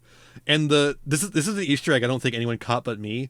The name of the person who's delivering the video to you is like in the character that's doing the video, her last name is Saigusa, which is a or the name of the character is Yuri Saigusa, which, first of all, Yuri, but Saigusa is a reference to a very popular character from the Heisei era movies, which are all in one continuity and feature a lot of characters coming through across the movies, which one of them was Miki Saigusa. So it's supposed to be like a relative of Miki Saigusa, I guess. Really cool. But yeah, then you do the zip line. After you do the zip line, there's like a little arcade shooting gallery where you can shoot the Godzilla cells, the G cells that are trying to like basically little cancerous cells in the ground trying to activate Godzilla or something, and you like shoot them, and then you have to duck for the Godzilla fire blast beam, or else you lose points. It was fine. It was not much. It was just fine. But after that, you get to go inside the Godzilla Museum. A lot of cool statues in there. And what they also have on display currently, it seems like this is their rotating exhibit, is the actual suits of Space Godzilla and Mogera. This is an actual Godzilla suit used in the actual film. So those spikes, those are crystals. Space Godzilla grows crystals out of the ground, and he can control them with his psychic powers to attack. That's like his thing. He also has his Corona beam, which is why his Magic the Gathering card was called Death Corona.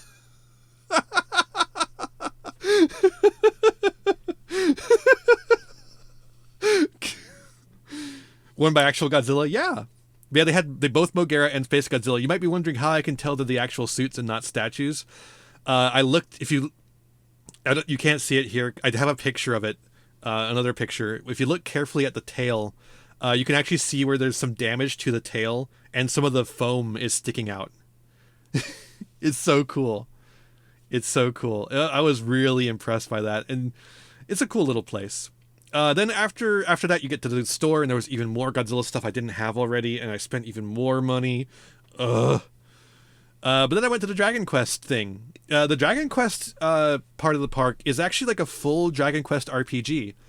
You do fetch quests in town. I got lost for a while because one of the fetch quests had me had me going around to chests to get the one chest. The 4 chests that had the emblem that I was supposed to be looking for. There's a bunch of chests around town. They all have different emblems. I was looking for a specific one.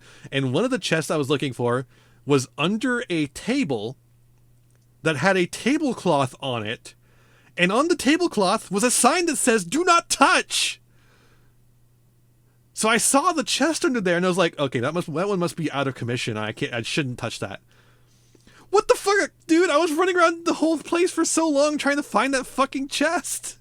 And I was like, it turns out it was that one. I had to like reach under there and slap my amulet on the fucking thing just to get it to fucking activate. I couldn't even see. It was so annoying. Hello. But yeah, you actually get to do JRPG fights. You go and it was a bugged quest. True. You fight the big slimes, you fight the Draki, you fight the big guys. You talk to people in town. Then you go to a temple and you do a boss fight in the temple. Never be pronoun people. Thank you for the follow. Thank you, faceless 4cam. But yeah, then the fucking what was I saying? Yeah, the boss fight. You go to the temple, and actually, one of the staff members comes up to you dressed like a priestess, and she checks to make sure you've actually got the requirements, using her phone or the tablet she has, the ancient tablet with ancient inscriptions on it. And then she takes you in, and you go to the boss fight room, and then she announces the boss for you. She does a whole speech to announce the boss, and then you fight the boss, and then another boss comes in and steals the item you were trying to get back, and turns into a big monster that you can't beat. And then some sort of deity comes in, and the deity takes you back in time, and you go back to town. Yeah, thank you. The deity takes you back in time, and the deity you get to meet all the townsfolk, but little kids now. Which is really fun. That's a really cool way to do it. And then you save the girl that made the guy turn evil. But then the deity is like, hey, now that you've saved the girl, you might as well destroy the evil monster menace that made the power possible in the first place to turn into the monster. And you're like, ugh, okay. So you got to go to the dark castle. And then the same thing happens there. A staff member comes out dressed in a dark robe, and they have an ancient tablet, and you stick your amulet to that to get the RFID chip to read. And then they take you in, and they announce the dark god, and then the dark god comes out and you fight him, but you can't quite beat him. But then the guy that you helped the girl for, who was going to turn into an evil villain, helps you out, and then you defeat the monster, and then you all come back into the present, and the king is like, thank you, and the guy is like, thank you, and then it's done. It was fun. It was a fun time. It took a lot longer than I thought it would. It took several hours, but it was a real Dragon Quest adventure. It was neat. Then the next day we went to Nara Deer Park. Deer. Look at that face, dude. I love that fucking face. The deer are so friendly. They just want biscuits. They just want the biscuits. Please give me the biscuits. There's so many of them too. Oh my god. There's just so many fucking deer. It's so many. You don't understand how many there are. That's just one herd of deer. There was more. There were more elsewhere. And of course, everyone is going Shinoka Noko Noko Kosh Tan Tan. Shinoka Noko Noko Kosh Tan Tan. Yeah. I need to watch that anime. After that, went to Osaka Aquarium. Very cool place. Here's an arowana. That's an arowana right there. Why are humans not deer? Good question. How did that go apeshit? They just want the biscuits. They're basically tame. They're not wild animals anymore. They actually have little water sprayers out there to keep the deer cool. Well, that's what I'm saying, Sarge. The deer are basically tame. They don't fight anything. They all get the biscuits. There's so many biscuits and so many people around. They're just tame animals now. But yeah, this arowana was really cool. They're so big. You don't expect them to be so big. Also, their backs are fucked. That's crazy. The whale shark. Oh my god, the whale shark is so big. This tank is huge. This tank is so full of water that they actually have a picture of how thick the fucking glass is. Are they back like that always? Yes, they are. They're so fucked. It's crazy. But the glass is like 30 inches thick to fucking deal with the fucking water. It's crazy. Fish. Here's a sunfish. Here's one of those Japanese deep sea crabs. They're so cool. I love these little freaks. Look, it's Bullsharmy Perulia. Where's the moonfish? This guy right here. It's him right here. Then the next day I went to Universal Studios. That's not what I wanted to do. I wanted to click on the image. Universal Studios. The One Piece is real. So hold up. This is not in the order I saw them. All right. More Minions. There were more Minions, yes, of course. But first, I went to see the Waterworld show. What the fuck? Waterworld? Why is Waterworld a theme park property, right?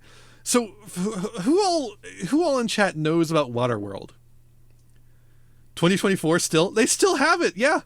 So Waterworld is a movie. It is the opposite of Mad Max. It has the opposite of it has water instead of sand. Too much water instead of not enough water. It has fucking Kevin Costner instead of Mel Gibson, Kevin Costner is basically the opposite of Mel Gibson. And it flopped instead of doing really well, which is also opposite to Mad Max. It was extremely expensive and didn't make a whole lot of money. Japan has Waterworld too. They do. So they have Waterworld in California apparently. I don't know why they made a theme park out of Waterworld in the first place, but they ported it over to Japan when they made Universal Studios Japan, because apparently everyone loves the Waterworld show. And you know what? I get it. It was fucking cool. It was so fucking cool. It's just like a stunt show featuring a lot of water and explosions. On Earth, there's a lot of water. That Waterworld. Well, like more water. Like, what if there was more water than that? You know. It was so fucking cool. I actually really loved it. I was not expecting to dig it as much as I did, and I really did. I think part of it is just you remove all the complicated stuff from Waterworld, and it just becomes like a fun nothing show. Yeah. And then I went and saw the Beetlejuice, or the Universal Monster Rock and Roll show. Also a lot of fun. Actually a lot of fun. Expect nothing, get the best show you've ever seen in your life. It's really perfect, yeah. This was really cheesy. It was a cheesy kind of fun, but I dig it for that. Universal Monsters includes Beetlejuice. They own him, so I guess so. He's like the host of the thing, because the thing about the Universal Monsters is not a lot of them talk very much, but Beetlejuice talks. Friend couldn't book a medieval time show on his birthday, so we went to Pirate Show next to it. Got so invested in the pirate doing backflips. Hell yeah! But yeah, so this was like a weird little thing. It was mostly like, so it's a jukebox musical, but there's not really a whole lot of plot to it, like not a normal musical would have. So it was mostly just the jukebox part, right? Beetlejuice was a Japanese performer. I'm going to get into why this is important. And the rest of the cast were gaijin. Now, the reason why this is important is because Beetlejuice did a lot of talking. And so he needs to be able to speak Japanese. So he's a Japanese performer. And the rest of them do the singing. And most of the songs are like English rock and roll, or actually half of them were like disco tunes. It was really kind of weird for a rock and roll show. But they were like singing a lot of English songs. So they were a lot of English speaking people who were mostly from like America or whatever. The most black people I saw in one place in the entire time I was in Japan, by the way, right here. Because there's two, the Wolfman and Frankenstein. Of course, the ones they have in makeup. But it was fun. I couldn't understand anything that Beetlejuice was saying, so I missed a lot of jokes. But the songs were fun.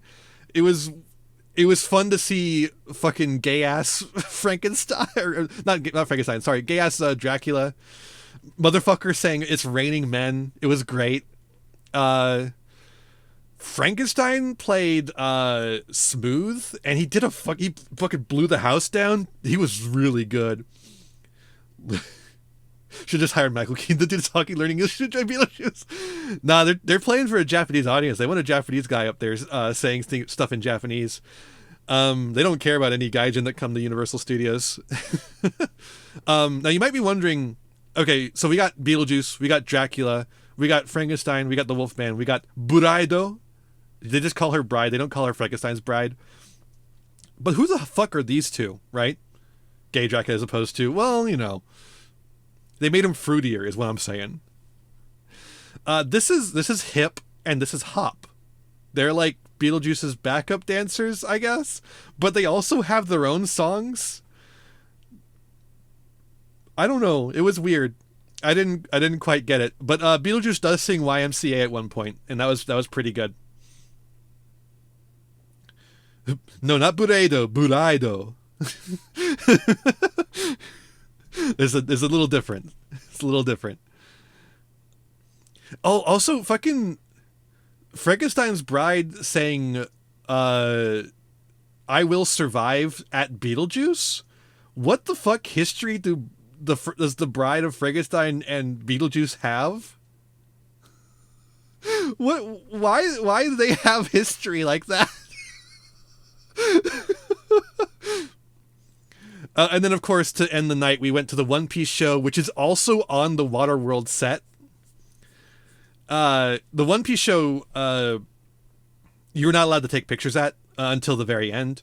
But one of the staff members still yelled at me for taking this exact picture, despite the fact we were allowed to take pictures at that point. It's the same continuity, true. It has the same world setup in a way.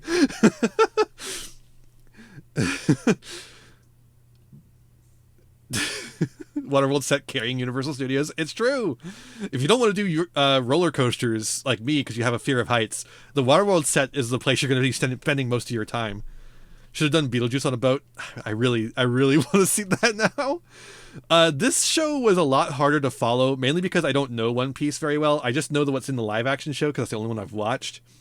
So I don't know who this fucker is. I don't know Tony Chopper. I don't know who this fucker is. I don't know who this fucker is. Is there anyone else there? Oh, I don't know who this fucker is. Mr. Skeleton McGee. The One Piece is real though. And they had a whole bunch of characters from like really later arcs. Luffy goes into fifth gear. It's like a current. This is supposed to be the first show where Luffy goes into fifth gear. So they've set the show further in the timeline than most of them. And it was a lot. There was a lot of flashbacks to things I don't understand. Except for there's a couple of flashbacks to things I did understand, but yeah. I didn't know what any of their powers did. So there was a lot of action scenes, but the action scenes were like really kind of lame because they would like do a punch and it would be like a foot away. Like the punch would be like a foot away from the guy who's being hit, and the guy would be like, "Whoa!" Oh yeah, the super guy, he did that a lot. He did the super quite a few times, and then everyone in the crowd was like, "Whoa, super!" I don't know. I was very confused by this one. It was hard to follow, and it went a long time too. Did he drink cola? No, he did not. I don't think they had a sponsorship here. Well, I didn't know to ask for a refund at the time, so I don't know enough about him. Maybe he did drink a cola, but it was imaginary. Maybe he drank a cola like he was just like, I'm gonna have a cola after this. There was one moment where I couldn't understand what they were saying, but I could see just by the way that they were talking and the way they were running that Zoro did get lost. Zoro did get lost at one point trying to leave the stage. He went the wrong way, and Sanji was like, "You're going the wrong way." I think said, "You're going the wrong way. Come this way." I think that's what was going on. So yeah, they had that at least. Okay, we're getting a little bit shit canned by the internet again. We love to see it.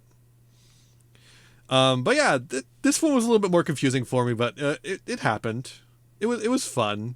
Still, it got a little long in the tooth though. A little bit long in the tooth. I was starting to get a little tired of it by the end. FPS has been bad. Well, I can't really do much about it. Luckily, it hasn't been doing that for a while, so hopefully it'll just calm down. All right. Then we went to Kyoto the next day. I checked out of my room. This was my last day. I went to Kyoto. Kyoto, of course, being the old capital of Tokyo. Went to this big shrine. It's got a really cool lion. And then there's like a park. There's like a little garden park behind the shrine, and I checked that out. Got some beautiful pictures. Really cool. Really cool place.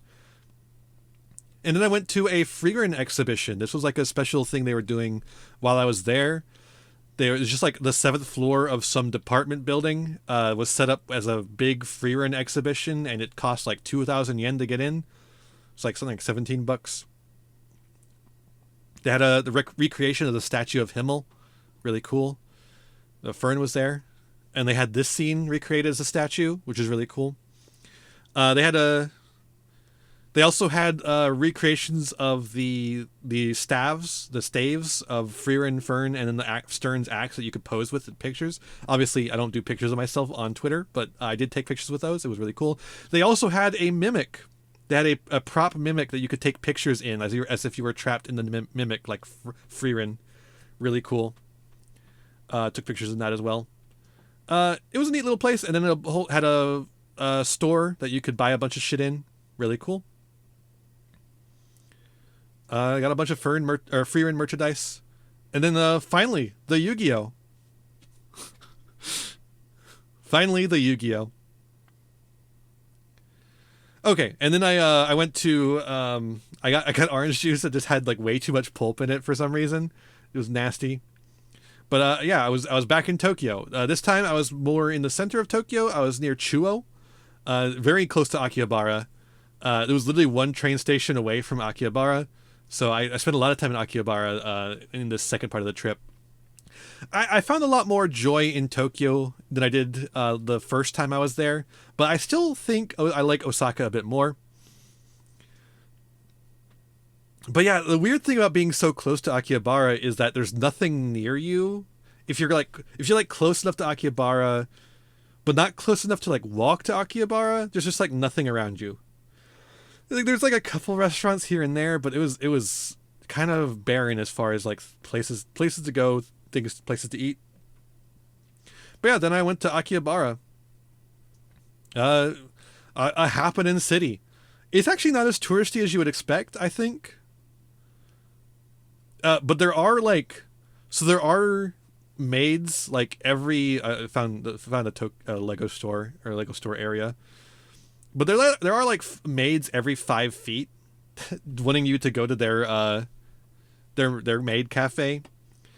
They can't take you there like they can in other places in Tokyo. There's like a thing of like they could be like, okay, come with me. Follow me to the maid cafe. They can't do that in Akihabara. There's a rule against it. But what they can do is they can give you a flyer and then let you come yourself. But yeah, every 5 fucking feet there's another maid giving out flyers. It was crazy. But it was a fun place. A lot of interesting shops. Not a lot to do except for shop. But I bought a lot of shit there. So I got some higher end stuff. This is a SH Monster Arts. SH Monster Arts is a very expensive brand. I got it for 98,000 or 9,800 yen. 98,000 yen would be a lot. 9,800 yen, which is about $65. Why is that a rule? Because they could fucking scam you. they could carry you off to somewhere and there's been problems of people getting scammed by people taking you off to like their establishment and then scamming you in some pretty scummy ways. It's just like a thing there. So it's basically like a no solicitors sign, basically, except for just like specific kind of solicitation. But yeah, this is the SH Monster Arts are really high level superposable figures. This guy is about $130, so stateside. So I got this for about half the price, and same goes for these. They're like $60 here. I got them for 30. Sailor Moon, Sailor Mercury, and Sailor Venus, really cool.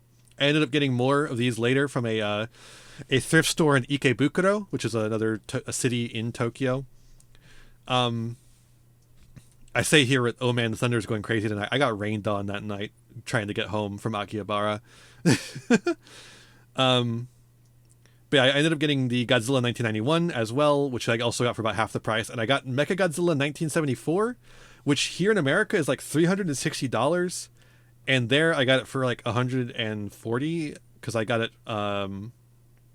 without a box. So it was like a used out of box, and so it was a little bit even cheaper than it would otherwise be. So I'm pretty happy about that one. But then it turns out they put Speedroid Terratop on the tin, so the tin is actually cool and based now. After they revealed that, I love the 25th anniversary tin 2, 25th anniversary 2, because like hold up, the last tin was called the 25th anniversary tin. Why is this one also called the 25th anniversary tin? You can only have one 25th anniversary. Come on. And then I went and had breakfast at Goodies. This is a place called Goodies Sandwich Shop. This is actually the second time I had breakfast there. I don't know why I don't have a picture of the first time. Wait, no, this was the first time, wasn't it? Yeah, okay. I got confused because of that. But yeah, just orange juice and a lumberjack breakfast. 2 pancakes, an egg, double fried egg, and then bacon. Delicious. Really nice. They got a really nice char on the bottom of the fried egg. So good. It's the second 25th anniversary. I guess so.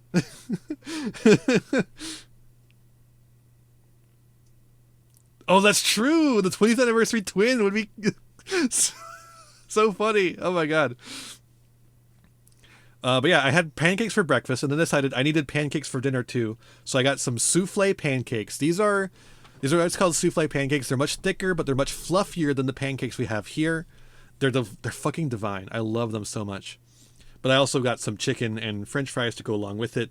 That's Parmesan on the French fries, by the way. Pretty tasty. I like it. Also, their ketchup has like vinegar to it, which is really nice too. And then I got my first taiyaki.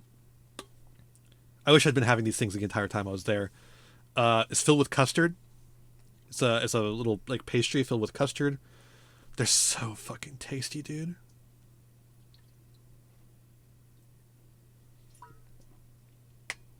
I love these things so much.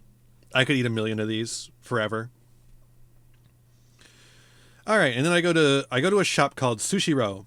Sushiro is a conveyor belt sushi place, except they've converted all their conveyor belts to a tablet ordering system. So they still use the conveyor belt to get the items to you, but you order through a tablet. And so here's all this. This is like the first sushi I actually had in Japan, which took me a long time to get to it actually. So this is all I had. This is like salmon with salmon roe on top. This was a tuna platter, just a bunch of different tuna sushi. That's like a seared tuna right there. This is fried squid. What if you miss your food? It has a little there's a little place it comes out to. So it specific. There's like a little what's the conveyor belt knows which plate goes to which place, and then it has a little track it switches to. Yeah, it's neat. All right, the fried squid, the udon noodles. This was a fried jack mackerel roll. Very good, very tasty. This is fried crab legs with mayonnaise on top. Also really tasty. This is one of the cheaper items. Really good though. Grilled eel. That was like a seared salmon, I believe. This was one of the actual few rolls. They have a lot of sashimi, or I'm sorry, nigiri. They have a lot of nigiri in Japan, but not as much of the rolled stuff that we have here for sushi.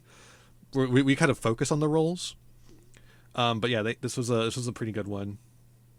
I like the row boat, the Gunkan sushi right here. This was the like taste of the sea roll, which has like a piece of every fucking fish in the restaurant in it. Insane. Was way too big to eat. And then this was like a tuna and pickled radish roll. Very tasty. I like these a lot, and they were really cheap too.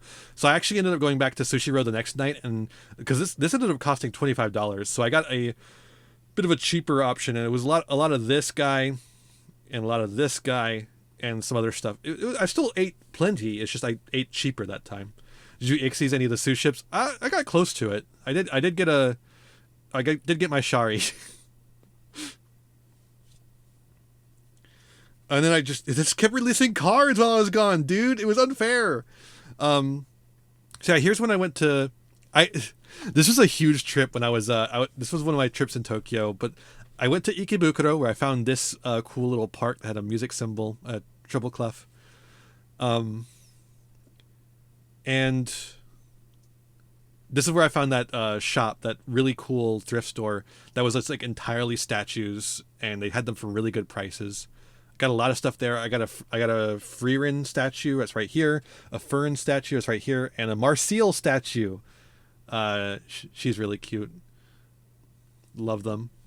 Love to have those. I'm into anime statues now. I think they're actually really cool.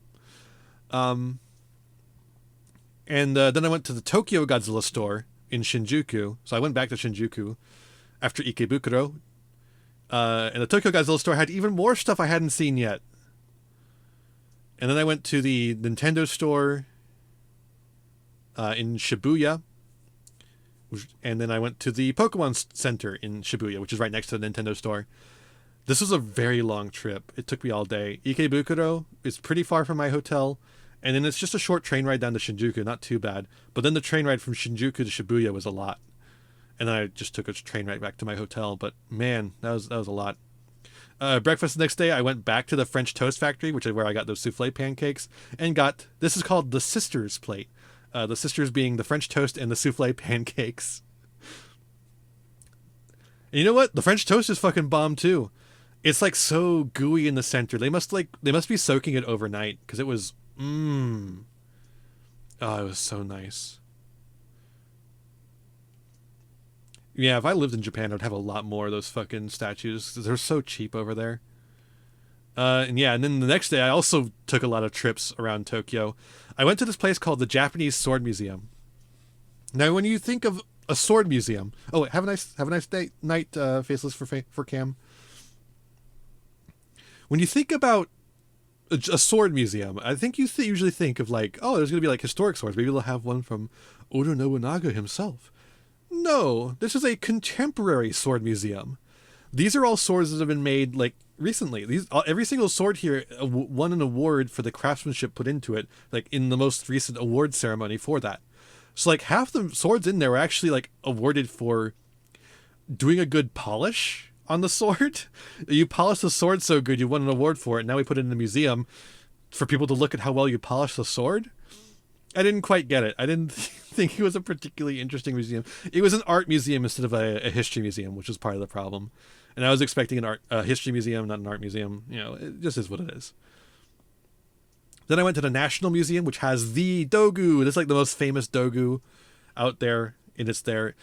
It was a cool museum. I think the interpretation here is a lot more interesting than the interpretation at the Osaka History Museum. But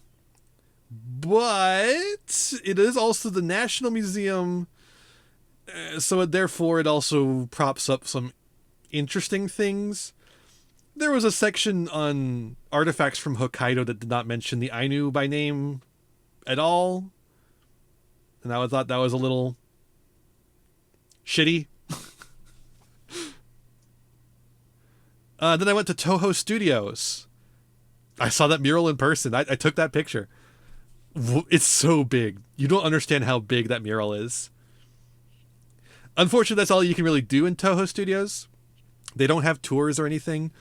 There's just like a couple of murals and things to take pictures of outside, and then you leave. Get the fuck out. And then I went to the Sunshine Aquarium, which is a cool little place. I saw this seal. These seals are so cute. When you get up close to the glass, they come up to you because they're curious, and they come look at you, and you could take really good pictures of them. Their eyes are kind of terrifying, but that's because they're used to going underwater. Japan has a lot of history they prefer not to address. Yep, that's what it is. But unfortunately, I couldn't go to Hokkaido. I really would have liked to go to Hokkaido and go to the Ainu Museum, because the Ainu Museum was a really big source for a paper I wrote once, and I'd really like to see it in person. Maybe someday. But yeah, the Sunshine Aquarium was neat. It was not a big or aquarium. I mean, it was not a big aquarium, but it was a cool one. But yeah, then they dropped Evil Hero support, so I just tweeted Evil Heroes, and then fucking Chibi Godzi, which is an official Godzilla account, by the way. Chibi Godzi is like a cartoon in Japan, and this is like an official account for the Chibi Godzi cartoon, which is an official product of Toho Japan. And they released a picture of Fujoshi Mothra riding Godzilla Anguirus Yaoi and selling it at Comiket. Which, by the way, Comiket happened while I was there, but I did not have a chance to go over there. It happened towards the end of my trip, and I had a lot of stuff to catch up on, unfortunately. But yeah, I can't believe Fujoshi Mothra is canon. Not just Fujoshi Mothra, Fujoshi of her friends? She's Fujoshiing for her friends.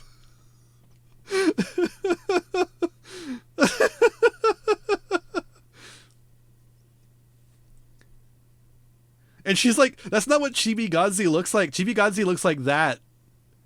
He looks like that little freak.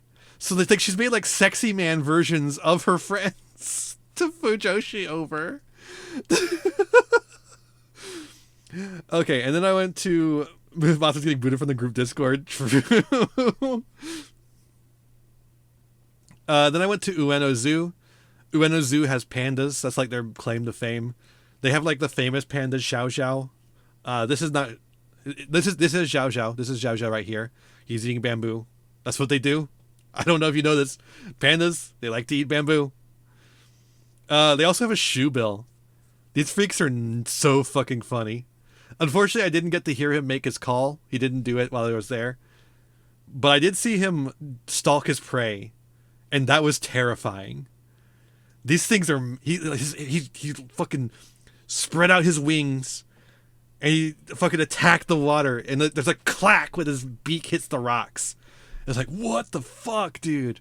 This is a dinosaur. Oh, there he is. There he is with his wings out. Fuck, dude. Look at that. And I saw the tigers, too. It was a little hard to get pictures of the tigers because there was a lot of people crowding around them. Tourists. I also went to Skytree Tower that day. Very big tower. They were doing a Pokemon promotion. It was Pokemon. Then I had dinner. This is Korean style fried chicken. This is sweet and sour. This is like a honey teriyaki. Pretty tasty. These little things right here and here, they're like, I don't know what the hell they are. They're like gummies though in texture. It was weird. It was like I had sweet and sour gummies. It was really weird, but they didn't taste bad. It was just a weird experience. Also, this was the half and half I ordered. It turns out at this restaurant, what they mean by half and half is that you buy 2 orders and you get both of them, not a half, not a half of each of them. No, you just get 2 orders and you have both of them, and you pay for both of them. So I paid $30 fucking for this dinner, dude, because I got dumplings and the honey butter fries. These are fries covered in a honey butter spread. It was tasty, but it was a little rich for my tastes. So like if I'd eaten any more than that right there, it would have made me sick, I think. This is that kind of like, it was like just too sweet and rich, and these were good and these were really good. But yeah, I didn't want to spend 30 fucking bucks on dinner. All right, and then this was my last day. No, this is my last full day. My last full day in Japan. I went to the National Museum of Science and Nature. Again, a national museum. So a lot of the museum is like technology based, and man, it is really dick sucking any scientist who has ever been Japanese. If you are Japanese and you're a scientist, your dick is getting sucked at the National Science Museum. But, whatever, fair enough. It's not like they're getting their dick sucked at other museums where Albert Einstein is getting his dick sucked instead, Sure, fine. This Douglasiosteus is so fucking big, dude. This thing came up to my hips. This just this skull came up to my hips. Huge. This turtle, Archaon, massive. Like I could fit inside him. This is the dinosaur room. There's a good shot of the whole dinosaur room. And here's a T-Rex sitting down. I bet you've never seen that before. Then I went to the Sumida Aquarium. Now the Sumida Aquarium, I think, was more based on aesthetics than fish, like fish preservation and stuff. Because like you get some really pretty looks at things, but it doesn't make for good pictures because you can't really see anything. Like it's so blue here, you can barely tell what anything is. But they've got so much blue light. Oh my god, there's so many of these little eel guys. They actually have merch in the aquarium store for these guys because they just have so many of them. I got a little magnet. It's like a little one of those guys like sticking his head out, and it's just his head, and the magnet you can stick on the fridge, and it's like he's sticking his head out of your fridge. It's really funny.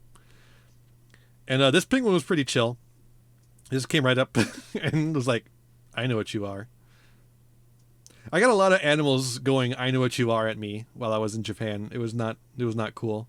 Homophobic animals. But it turns out Sumida Aquarium was actually right underneath Skytree Tower. So I was actually back at Skytree Tower again. So I got to take some pictures of it at night. And there was also a Ghibli store there as well. So I got to see another Ghibli store. I didn't buy anything here because I didn't really need any of the very expensive items they have on display. But they did have some cool stuff. I really want that broom, but it would never survive the trip back home.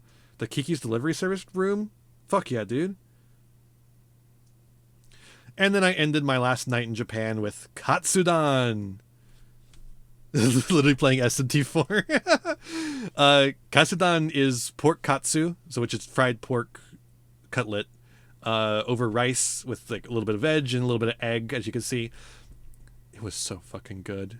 Oh my god, it was delicious. I also had a taiyaki there in the background, and I just had them every night from then on. So fucking tasty, dude. I could slam back so many of these fucking things. Great Chelsea art. Chelsea, just one of the best to do it.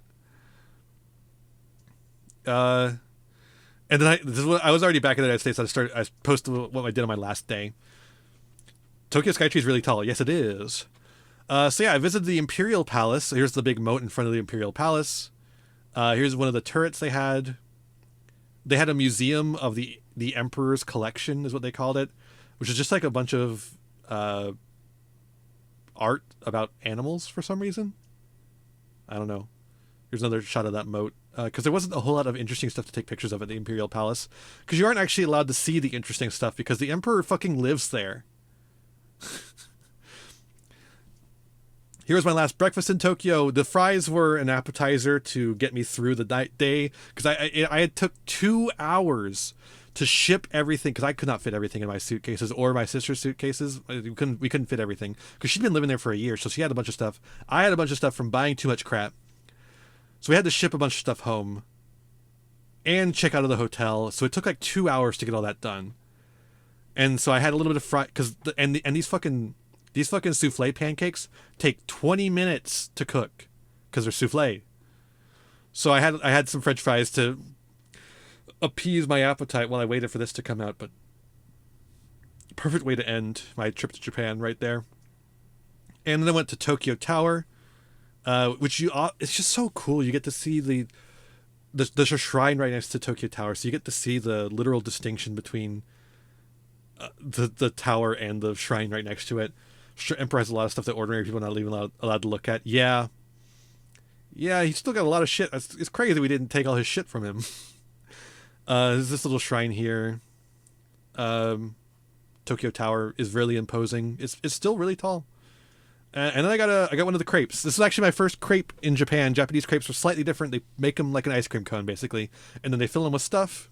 Mine was chocolate ice cream with chocolate syrup and whipped cream and banana. Very tasty. I got a strawberry smoothie alongside of it. I have a picture of it, but it's not very interesting, so I didn't post it. All right. Then that was the last thing I did. I came back. We got a taxi to the hotel, or to the airport. I mean, and the taxi drove on the highway. So this is my first time being on the highway in Tokyo. That shit's insane, dog. They drive so fucking fast.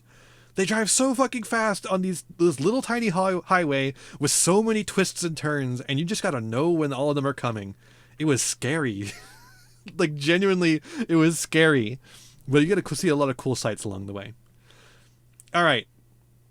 Then I have the worst international flight I've ever had out of the two, which is I get stuck in the middle of the middle aisle, which I said at the beginning of stream is the worst seat in the airplane to be. And not only was I in the most uncomfortable seat devised by man, I was also between a man who had 3 babies and a woman who was the sniffy sniffler. There was no winning. It was crying on one side, sniffing on the other, sneezing on the baby side as well, because the guy was sneezing up a storm. It was insane. So I watched more movies. First up, I watched Abigail. Abigail, a very cheesy movie, but it takes itself seriously enough that it's really fun. It goes 5 steps beyond where you think it's going to go. If you think the movie was ruined by the spoilers from the trailer, get over yourself. Watch the damn movie. It's good. If you don't like horror or gore, don't watch the movie, though. It has a lot of that. Very fun characters. I loved every performance in it. There's nothing in there that I would say, like, oh, that was a bad performance. No, everything was generally pretty good. It was a lot of fun. I liked it. Good movie. Good movie. Then I watched Monkey Man. What is there to say about Monkey Man? What is there to say about Monkey Man? It's good. Watch it. I don't know what to tell you. It's got good action. It's got good themes. It's got good politics. It's got good gender politics. It's Monkey Man, man. Watch that shit. I heard the King Diamond album, Abigail. No, everyone. The thing about Abigail is everyone on Twitter was talking about how the trailer for Abigail ruined the movie because it spoiled the twist. So the plot of Abigail is that I'm literally going to spoil it for you right now. The plot of Abigail is that a couple of people are it's like a heist movie, right? And these people steal a girl. That's what they're stealing, is a girl, a 12-year-old girl who is the daughter of a mob boss, it turns out. But the twist is that she's actually a vampire. She set the whole thing up from the start because she's a vampire. She wants to eat people.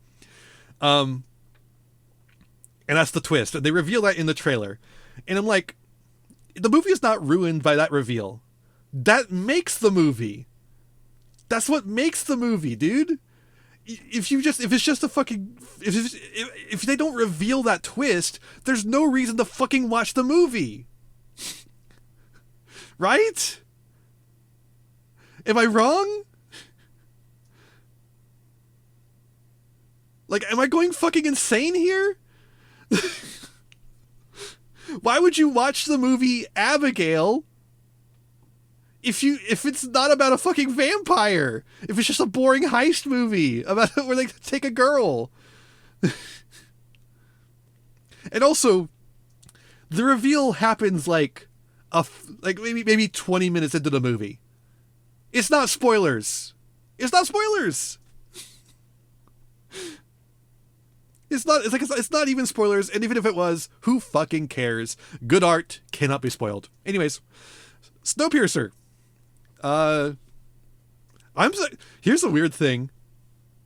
Somehow, I've never actually watched Snowpiercer, for one, and somehow I never had the ending of Snowpiercer spoiled. Like, I knew they fucking decided to blow up the train or whatever. I just didn't know that it turns out that the whole thing was a setup from the beginning, and also that there's a fucking polar bear at the end. Somehow that escaped me this entire time. It's a good movie. Is it just as good as everyone said it was? But what do you even say about this other than it's extremely funny that the CinemaSins guy didn't get that this movie was a metaphor? Extremely funny. The movie is not subtle in the slightest. Oh, and then I watched Spider-Man No Way Home. Marvel movie. Marvel movie. Marvel movie. This one's actually not bad. It's like fine. That's the thing about Marvel movies though, is like most of them aren't bad. They're just like fine. The lie that Bong Joon-ho told about Weinstein about the fish is so good. Yeah, I remember just seeing about that. I do remember like watching the movie and then the Weinstein House logo showed up and I was like, oh right, I forgot about that. But yeah, Spider-Man No Way Home is such a fucking weird movie. It's a film entirely held up by the presence of the characters from the previous Spider-Man films. Tom Holland and Benedict Cumberbatch are bad actors. They're not good. Why are we putting them in the movies? Why are we doing this? Andrew Garfield, or not Andrew Garfield, sorry, Tom Holland fucking snore, and Benedict Cumberbatch is he's hardly even acting. He's just like saying lines. But you know, Andrew Garfield, Tobey Maguire, Alfred Molina, Willem Dafoe, incredible to see them again. Oh, I love them so much. That's what makes it honestly makes the film worth watching, just to see them again. And what's weird is like I don't even like the Amazing Spider-Man movies, right? I don't think the Amazing Spider-Man movies are good movies. I don't like them. But Andrew Garfield is so fucking charming, dude. He's such a good actor. And Jamie Foxx was actually a lot of fun in the movie too. Like you would think Jamie Foxx was like a little bit too much, but he actually just rode the line. He wasn't into Deadpool territory of like too much funny. Yeah, I think he was actually just the right amount of funny. And just the way he delivered it was like really nice too. I really liked his delivery on a lot of those lines.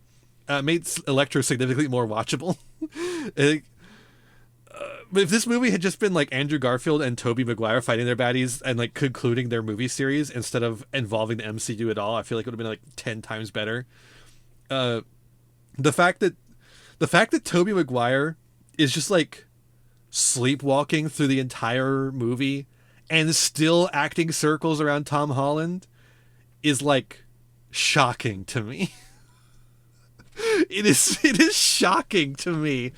It's like I was like, oh man, Toby, you're not even acting. You're just like here. And then like he's acting against Tom Holland. I'm like, oh my god, Toby, you're so good at acting. It's incredible. Why is Tom Holland Peter Parker? Why is Tom Holland Peter Parker? What about Tom Holland screams Spider-Man and or Peter Parker to you? Right? Because like Tobey Maguire is a perfect Peter Parker. I wouldn't say he's a perfect Spider-Man. And Andrew Garfield's like a perfect Spider-Man. I wouldn't say he's a perfect Peter Parker. It's kind of hard to get the balance between the two. I think they both do a fine job on both ends, but I think they each have their strength. What about Tom Holland is either of them? It's hard to even judge Toby on acting skill in the movie. Like, yeah. He's just there, yeah.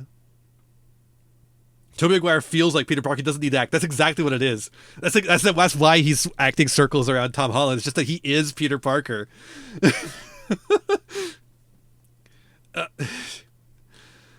Alfred Molina was a blessing. Oh my god, he's just so fun. Every line he does the stupid Marvel movie jokes right. He delivers them correctly. He does the thing that Robert Downey Jr. used to do. Remember when Robert Downey Jr. was like good at playing Iron Man, and it was fun. It was fun to watch him. Molina gets that. He gets that energy, but like better. He's like better at it. I don't know.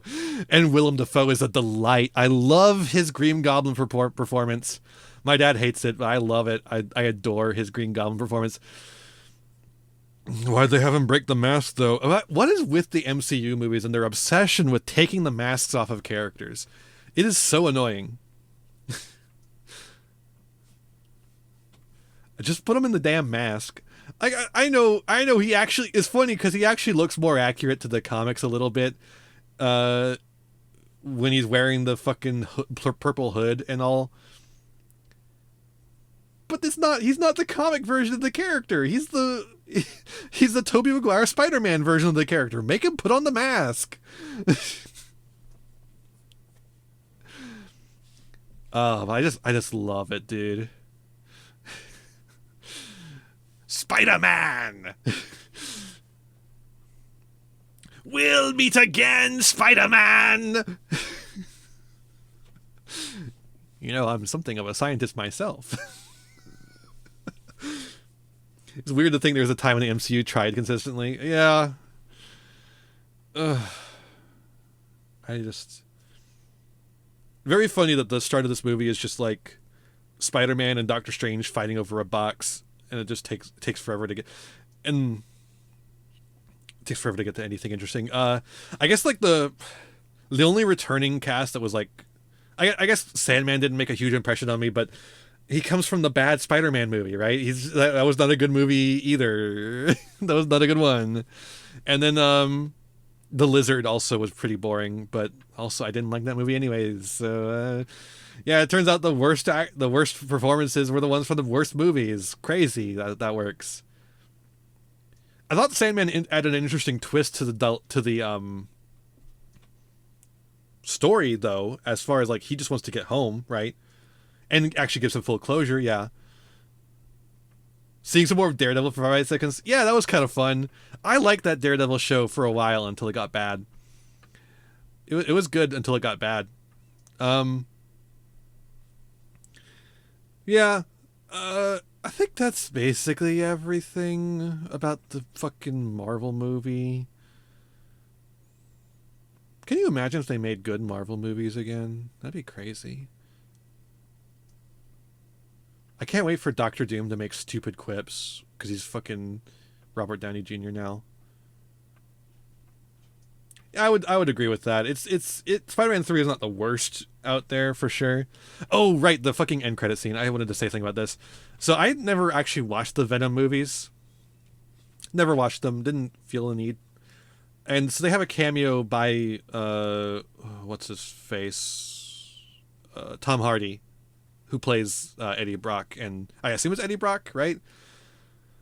My favorite Marvel movie is Empire Ian plays Midnight Suns. True, it's literally written better. So Eddie Brock and Venom show up at the end of the credits, and why is Venom and Eddie Brock sound like Strong Bad and Jesse Pinkman? Why does Venom sound like Strong Bad? And why does Brock sound like Jesse Pinkman?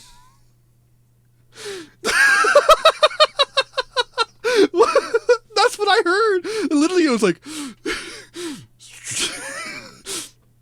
you got to make the strong. What?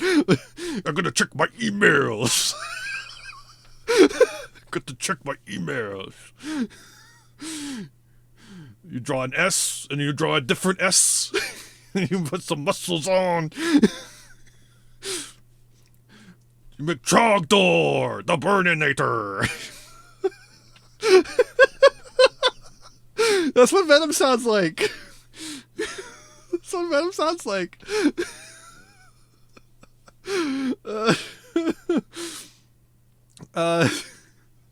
And Hardy just sounds like Jesse Pinkman. I don't know.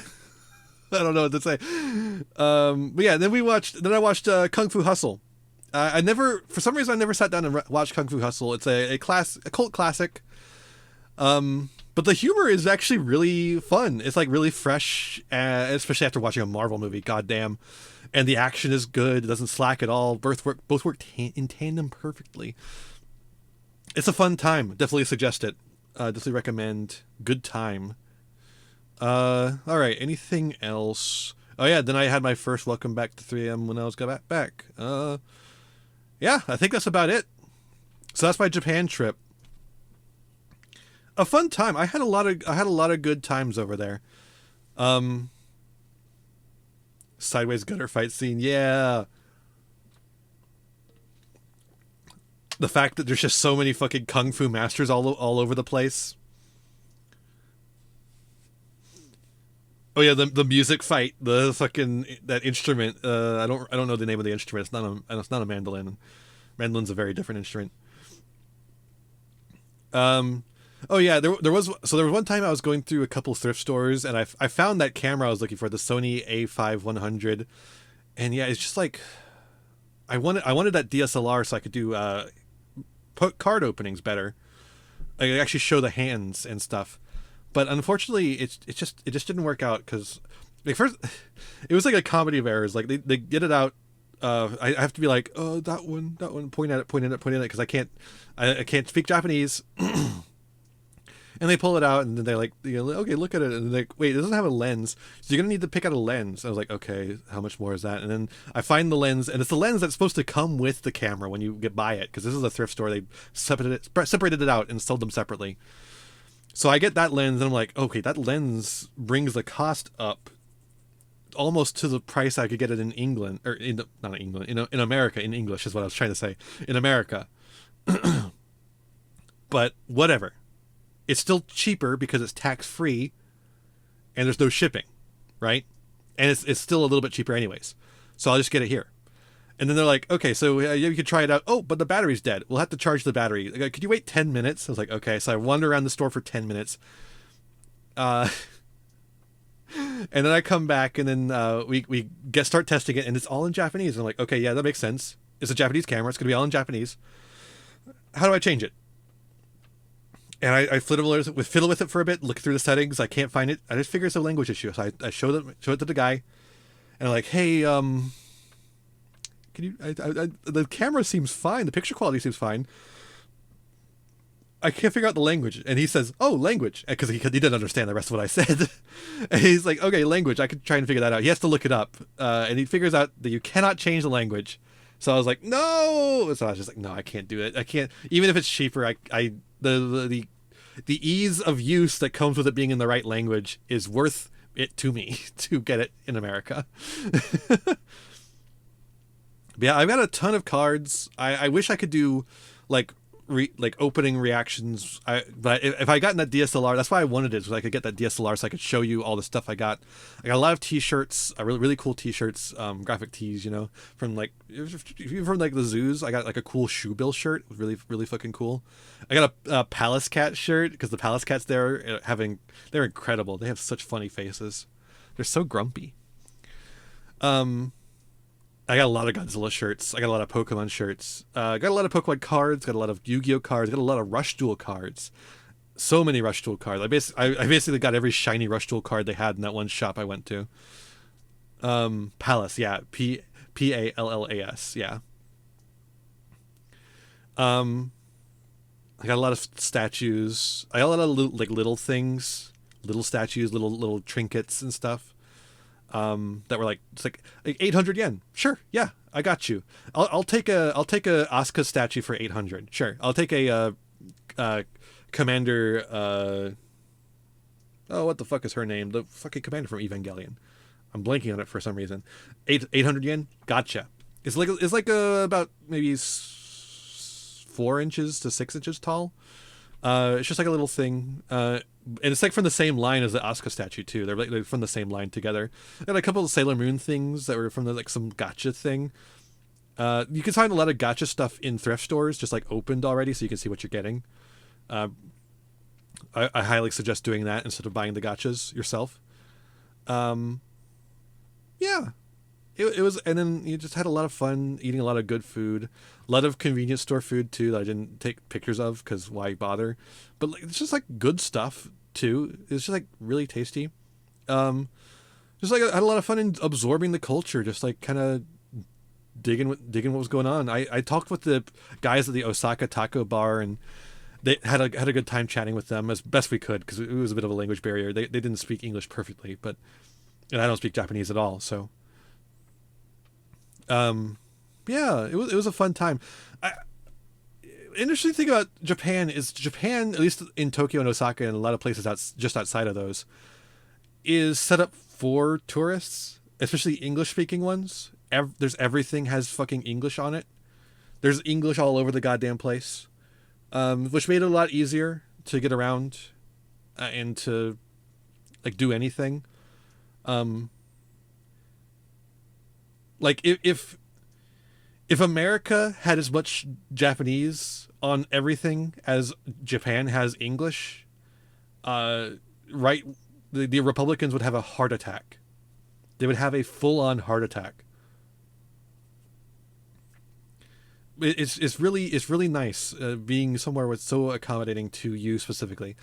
But it's also interesting to be in a place. So this is like an interesting thing for me as just like an experience, being in a place where you are not the majority, right? As a white person, I am a minority in Japan, and not a oppressed minority. I'll say that right now because everyone thinks you're a rich motherfucker, and they treat you well because of that. But you are a minority, right? And so that was like an interesting experience. Just in general, aren't you trans already? Sure, but I'm not visibly trans. Let's just say it's a little harder to tell. I have the ability to boy mode pretty well. Uh, and yeah, so it was interesting, like being a racial minority in a place. How about that? Even though it's not the same as like being black in America, not by a long shot, because again, you are a white person, you have money, you are being treated well. If I was Korean in Japan, the experience would be a lot different. This is another thing I was talking about earlier about tourists, about like how Chinese tourists and European tourists are pretty rude in Japan. Korean tourists, very different story. Korean tourists are very polite there. I had no plan to live there. That's also true. I had no plan to live there. I had a passport on me at all times. So that also makes me that also puts me in a better position. Yeah, Korean tourists are very polite there because they know they're going to get their ass kicked by the police if they step out of line at all. That's just like the thing of it. The racial dynamics in Japan are very different, but they're fascinating. In what you can see as a tourist there, which is not much, by the way. Just to be clear. But yeah, that's like the kind of things I just noticed there. I don't know. I'm a weird sociologist, historian, nerd, so that's just the kind of things I noticed when I'm around in a place. It's just like the way people interact with each other, and like the particulars of that. Something interesting. Oh, another funny thing about that Korean chicken place. I was about to scroll down to it. I decided not to. The Korean chicken place. I think the people who worked there were actually Korean, particularly because they had no interest in speaking Japanese to me at all. They spoke to me in English the entire time, even though I like responded in Japanese sometimes. We're like, I can say some Japanese, and they're like, oh yeah, here you go, thank you. I said arigato gozaimasu, and they didn't say arigato gozaimasu or whatever. The response, the normal response, just said you're welcome. It's like, okay. They knew Japanese. I could tell because they spoke Japanese with other customers, but for me they're just like English only. I tried my best to like do little Japanese phrases here and there, but man, I could not get a grasp on the language at all. I didn't have enough time to. So I was like, arigato gozaimasu, hi, ie. It's like thank you very much. Yes, no. Kudasai, please.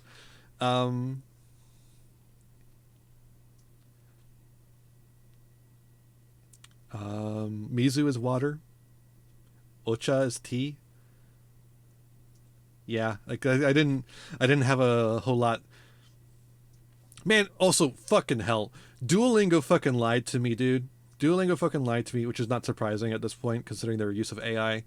But Duolingo fucking told me that ocha means green tea, and I asked for ocha at the taco bar because it was a 1 drink minimum, and they were like, okay, which one? I was like green. It was like green or oolong. I was like, I thought ocha was green tea. I want green tea, please. Have a nice night, Sarge. But yeah, that's my trip. Look at this guy. Japan. Any questions? I guess I don't know. We're about to do new cards, PogChamp. It's already 1:00. Holy shit, that went longer than I thought it would. Cool. That's perfect, actually. Actually, I would have probably preferred it to end right here. Maybe? I don't know. We can go to 2. It's fine.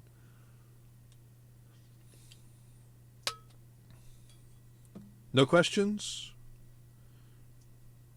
No questions? Was Japan real? I think so. It's either that or I got sent to China instead, and everyone was a very convincing actor. Everyone spoke fluent Japanese and just pretended they were in Japan. Oh, when I was in Osaka, I saw a guy with a shirt on that said, "Fuck Tokyo, I love Osaka," and I kind of felt that at the time because I was so sick in Shinjuku, and then I came to Osaka, and it was so great. So that's when Osaka was really when the trip started getting good for me, because like in Shinjuku I just was so sick, and then everything was like miserable from there, from that perspective. Even though I had some fun here and there, Osaka's really where it really took off for me, just because of that. And so that shirt I really felt. I did get one touristy thing besides like just little souvenirs from the gift shops of like museums and stuff. My one touristy thing was getting an Osaka shirt just because I loved Osaka so much. It was a good one. I didn't get like a bad one. It was a good one. Hey there. Thanks for watching another video. Why don't you give it a like, share it around, subscribe to the channel, and ring the bell for notifications. You know, the YouTube stuff. You can also follow me on Twitch and Twitter for more content. I got content plenty for ya. You can also support the channel by giving me money. You have a Patreon. If you join the Patreon, you can show up in the credits over here. I would really appreciate that. You can also use my TCG Player affiliate link to get any singles, sealed product, or accessories that you want, all to supporting the channel at the same time. That's all for this one, and I'll see you in the next one. Be kind to yourselves, be kind to others, and have a wonderful rest of whatever time it is for you. Bye now!